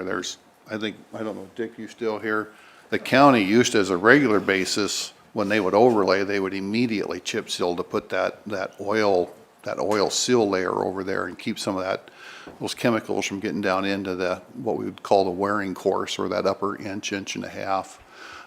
It's a good idea. I think the county has moved away from that just as a cost savings measure right now. Historically, we have not done a chip seal on top of our mill and overlays. We, waiting for 5 years. It's fairly common practice to do that. Again, I think in many cases, we have asphalt surfacing down that's just, it's probably 20 years old, never been surfaced or armor coated, so. A couple more questions. As you're doing a neighborhood that's concrete right now, and then putting over this asphalt overlay, do those residents have access to their house, or how long is that street closed if not, or how's this situation? They do is, on a chip seal application, they drop the oil and they drop the chips right behind the oil. I mean, it's Right. one moving operation. And they have access to that, I would say within probably 5 or 10 minutes. I don't know, Dick, I'm gonna look to Dick here, but do you guys run any kind of a pneumatic tire roller on yours? Or do you just put traffic on it? So, it's not uncommon. In fact, I think it's more common. You'll run what's called a pneumatic tire roller. It's a heavy piece of equipment. It's got about 14 tires on it. And you're using that to knead the chips down into the oil, but that occurs right behind the application process. So it's almost immediate. Coming back over that with a fog seal or letting that run for 2 or 3 days, sweeping up the chips, what's left there for chips, and then coming over that with a fog seal. There is a little bit of delay in getting traffic back on there with a fog seal. You need to let that oil, I'm going to say break or cure, I guess would be a better word. And that might take an hour or so for that to cure to the point you would want to put traffic on it. What about overlays on concrete? Oh, Right, you're gonna do a 1 or 2 inch overlay on a 1 or concrete. 2 inch overlay. It's about 30 minutes probably, once they overlay it. Again, there's a steel face roller, a pneumatic tire roller. You need to wait for that asphalt goes down somewhere 200 degrees, 225 degrees. And then it's rolled, and you want to let that get back down to kind of an ambient temperature before you put traffic on it, so. So residents do they have a week's notice, a month's notice? How are we informing residents of streets that are being? We would want to put out a notice a couple weeks ahead, and then we would work with the contractor, door knockers, ahead of the actual operation. One more question. You got preliminary design fees of $52,760, and if the roads are already there and we're overlaying, what's the design fee for? What are they actually doing for $52,000? Well, we need to identify within each of the sections, is there any repair that needs to occur ahead of the mill and overlay? So that'll be part of that process. Preparing the plans and specifications and bid documents is part of that process. There is some survey, some drafting involved in that as well. I don't know, Dick, you want to add anything to that, Dick? I don't think I'm missing anything there. No, I think you covered. Yeah. Did you say concrete patching quantities? Yep. So, I mean, you literally have to get out there and walk all those sections, and there are a couple sections in there. Benjamin Avenue, we're gonna do a larger concrete repair ahead of that mill and overlay. We'd like to get shoulders, at least a 4-foot paved shoulder on Benjamin Avenue from 25th to 37th. More than anything, it's to assist with, there's a big sag in there over time due to snow operations when we're sanding the street and plowing. Over time, we end up with a little bit of an eyebrow on the shoulders if they're just a dirt graded shoulder. That tends to hold the drainage in. That's why Benjamin Avenue's falling apart down in the bottom of that sag. The moisture's not able to sheet off the road and get away, so it sits on the road, saturates the underlying base, and then we end up losing the surface. So putting shoulders on there, very much like we did on North Victory Road, going north of Benjamin Avenue, It helps with the drainage in those areas. It also provides a little bit of a shoulder bike path per se for traffic in there, so it's a little extra safety through that corridor. We want to do the same on 37th going north of Benjamin Avenue. Maybe not a 4-foot, but maybe look at something like a 2-foot paved shoulder. You'd still end up with a 2 or 3 foot gravel shoulder, but that helps with truck, there is some truck traffic going up there. As that traffic moves off the slab, it gets down into that wet shoulder and just causes problems. So a 2-foot paved shoulder, I think there would be very appropriate. Any other questions for Steve on this? Real quick, Steve, you mentioned the mill and overlay on Norfolk Avenue. Just as projected with the state, there is a large mill and overlay that the state DOT would be doing south of Paswalk, right? That is slated before the northern portion. Yeah. What is the timeline on that, just for public record? The last I looked, it was late February, early March for bid letting for that Paswalk South piece of 25. So, okay, so in construction, in 25? It just depends. I would say that's desirable. I don't know how they're set up in terms of a completion date on that. It's possible that depending on that contractor's load, they could not get in here till 26, but with a spring letting, I would expect it to get done in 25. Okay, thank you. All right, any other comment or input on this? Okay, if none, please vote.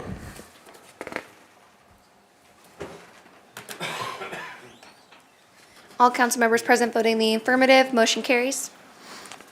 All right, last but not least, under administrative reports, our 2024 snow and ice plan. Will Elwell, our streets director. Will, we've been waiting all night long for this. Bated breath. It's the longest meeting. Executive summary. There's not a lot that's changed from last year. We have added about 6 lane miles just with new additions and annexations over the last year or so. So we're up to 526 lane miles with streets and alleys. The emergency routes are 75 miles plus. And we'll go through a list here. We'll be adding a few to that, possibly the next meeting.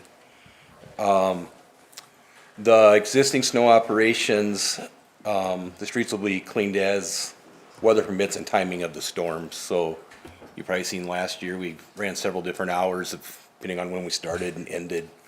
Some of them all night to keep them open. So that'll continue as we go through this. So the snow removal consists of 23 street and fleet personnel. So that's our plow operators, and we got 4 guys from the shop that come in with the loaders, with pushers that do the cul-de-sacs in downtown. We've got 2 pickups that are set up with plows on them for the alleys when we get more than so much if the wind's blowing for them to go through there. And then with that, there's the 15 plows, the 4 loaders. 10 of those 15 have salters on them. 5 of them have liquid for brine for throughout the city, and then we're kind of split up on routes as well. So they're just not one stuck in a certain area. On hand, when we're filled up, we have 30,000 gallon of brine on site. We got 10,000 gallon tank. It's got geomelt and salt brine mixed, usually around that 70-30 blend, depending on the temperatures. And then we got 5,000 gallon loaded on the trucks, 5,000 to 6,000 depending on which truck it's with all the trucks loaded. But so those are always loaded to go out. Normally those are mainly used in the ice storms. It cuts through the fastest with the brine.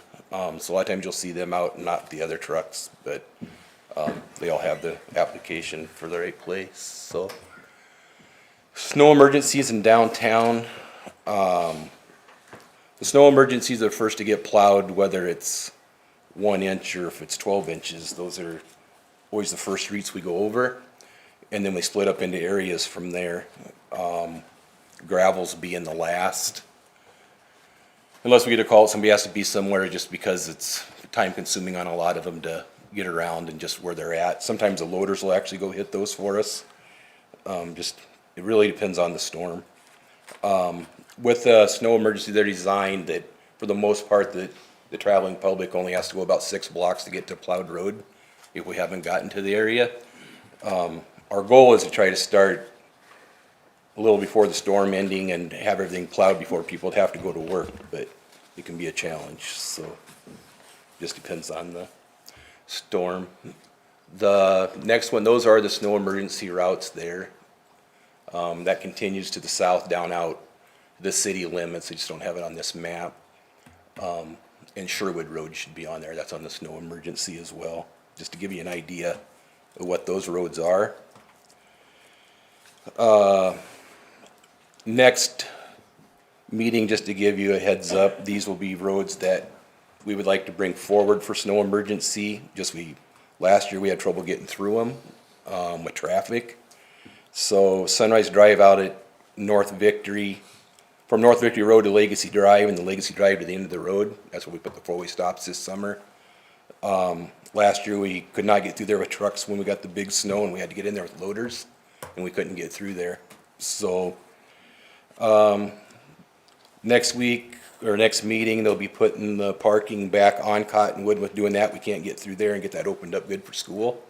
So we'll try to make that, we will make that a snow emergency if it goes through, from Norfolk Avenue to Klug, and then Prospect from First Street to Cottonwood. So those will be coming December 2nd.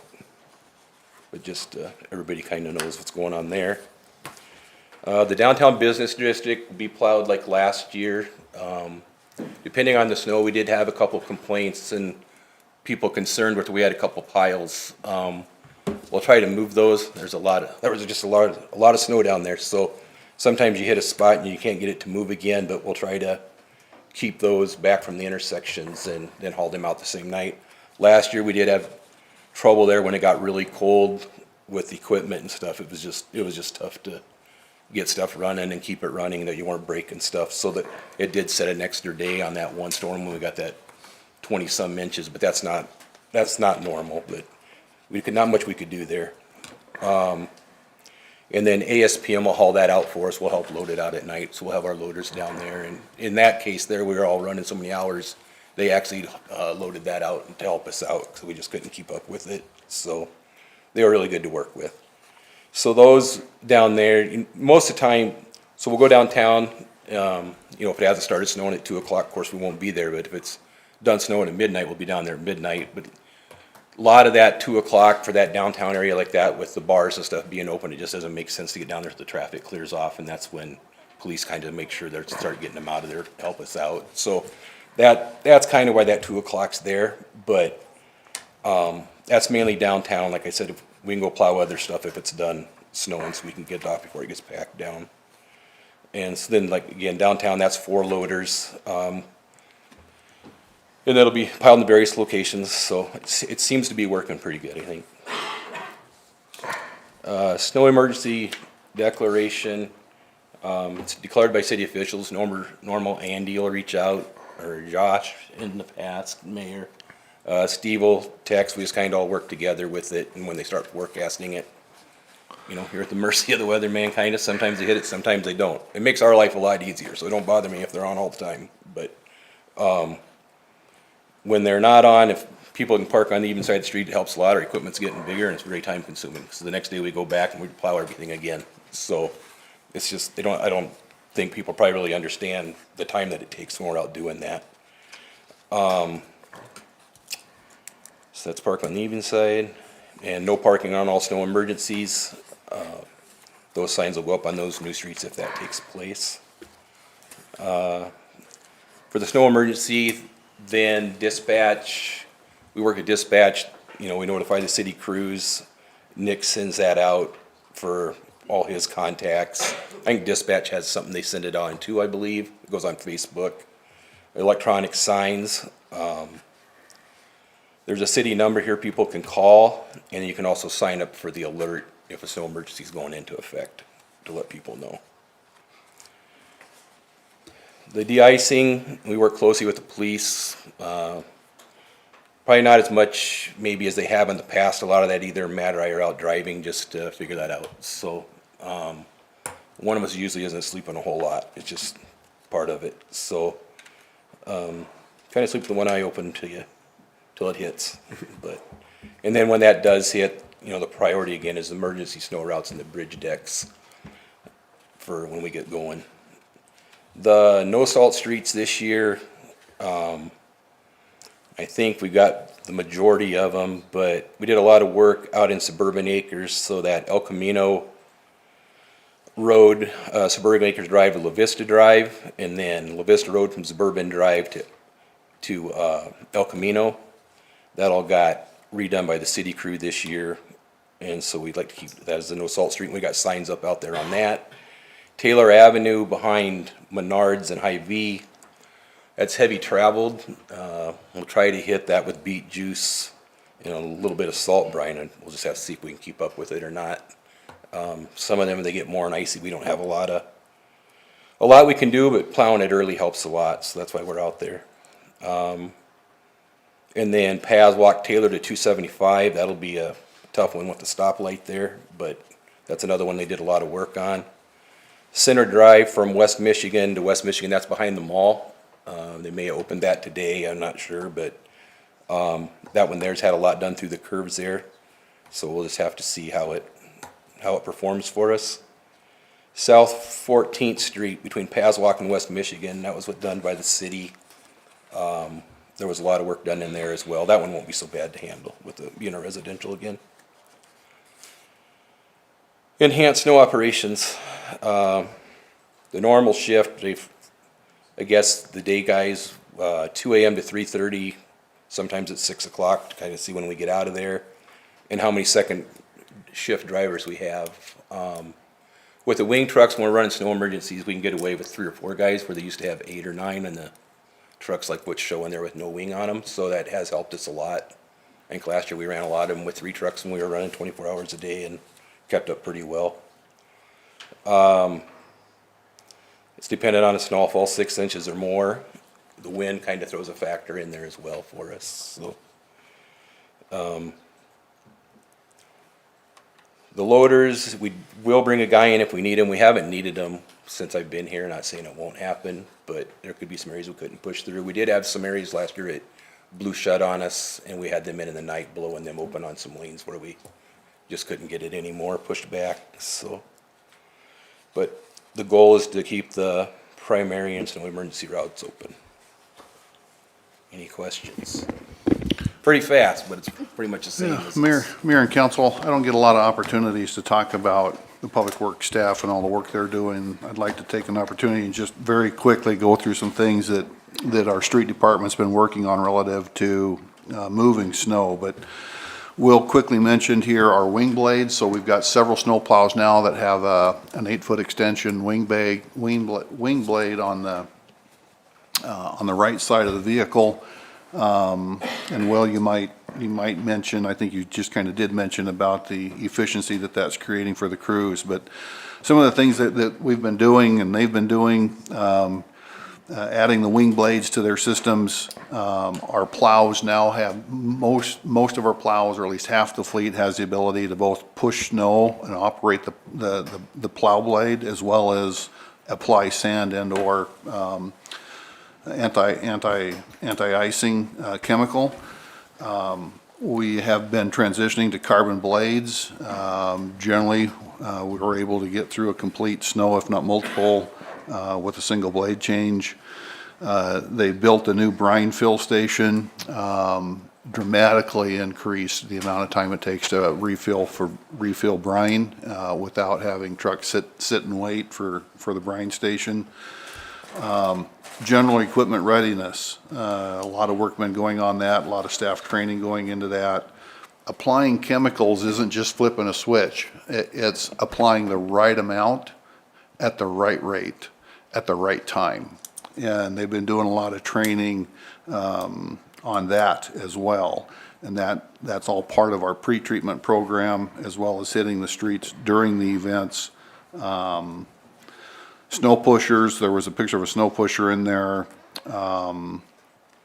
So just, again, the staff has really been doing a great job at looking at the process of snow removal and trying to make that as efficient as they can. So appreciate that, Will. Yeah, no problem. The carbon blades has probably helped us the most. Maybe you wouldn't get even through a full plow the way with the mild steel they were running before. Now we're up to running multiple storms with them. Some of them may not get replaced all year depending on what it is. So that's really, they cost a little more, but every time you had to change one before, you had to pull 4 guys off to come in and change a blade. Just, it takes time and people to do it. And so the savings on the other end, you got the trucks on the street and we're getting the roads, trying to get them cleared off as fast as possible. And, the cheapest way to get snow removed is to have the blade down. So that was huge. Credit to Steve that he let us go that route. It's just, there's a lot of different styles and kinds out there that are encased in rubber and stuff that last a lot longer than they used to. But it's been huge for us as far as being able to get out there and be efficient at trying to move snow. So. Will, I do have a question. You kind of led off with, you said not a lot has changed since last year, but I do notice that you said 8 additional plow operators. Can you explain that a little bit? That's the one, that would have been one if they come in on a second shift.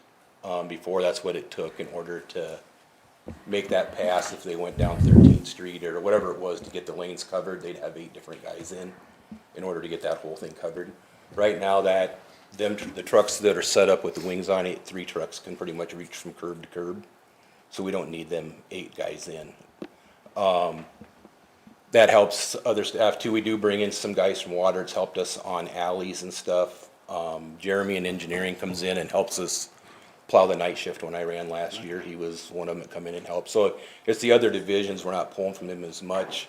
Transportation has a couple guys that can help, but then it does limit them the next day if they got to be in out the transfer station working. So it's really helped us that way that we don't have to have those 8 necessarily. We've also got through the routes faster where some of our day shift guys can go home and get some sleep and come back in at night if we need them. And so it's just, I'd probably say to me, it doesn't seem like it changes like I'm used to it, but there's probably a lot of stuff happening behind the scenes that people don't really realize, I guess.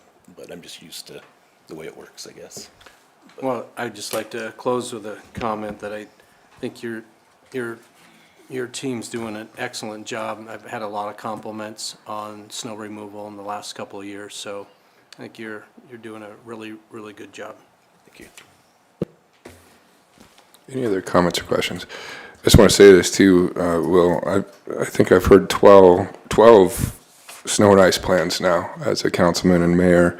And I'll just say this, resources, training, expertise matter. And I think, as the councilman just said, we should all be really proud of the improvements that have been made over the years. I know this is one of it's a really important and challenging public service. And from Steve's leadership and yours of the street department on down to your street crews and staff, really, really good job, and it's appreciated. So thank you. Thank you for your service. And, and thank you guys. The training, we started sending them to the APWA Snow Conference is huge on that. The networking that takes place where you're not reinventing the wheel. I mean, you got people there from Alaska, they're from all over. And so just the networking alone of things you hear, of different things to try, from equipment to cutting edges to whatever, you can reach out to those people all the time. And so thank you guys for that, because that's a big part of it. So thank you. Thank you. All right, anything else that needs to be said? Okay, if not, that concludes this meeting of the Norfolk City Council. We are adjourned.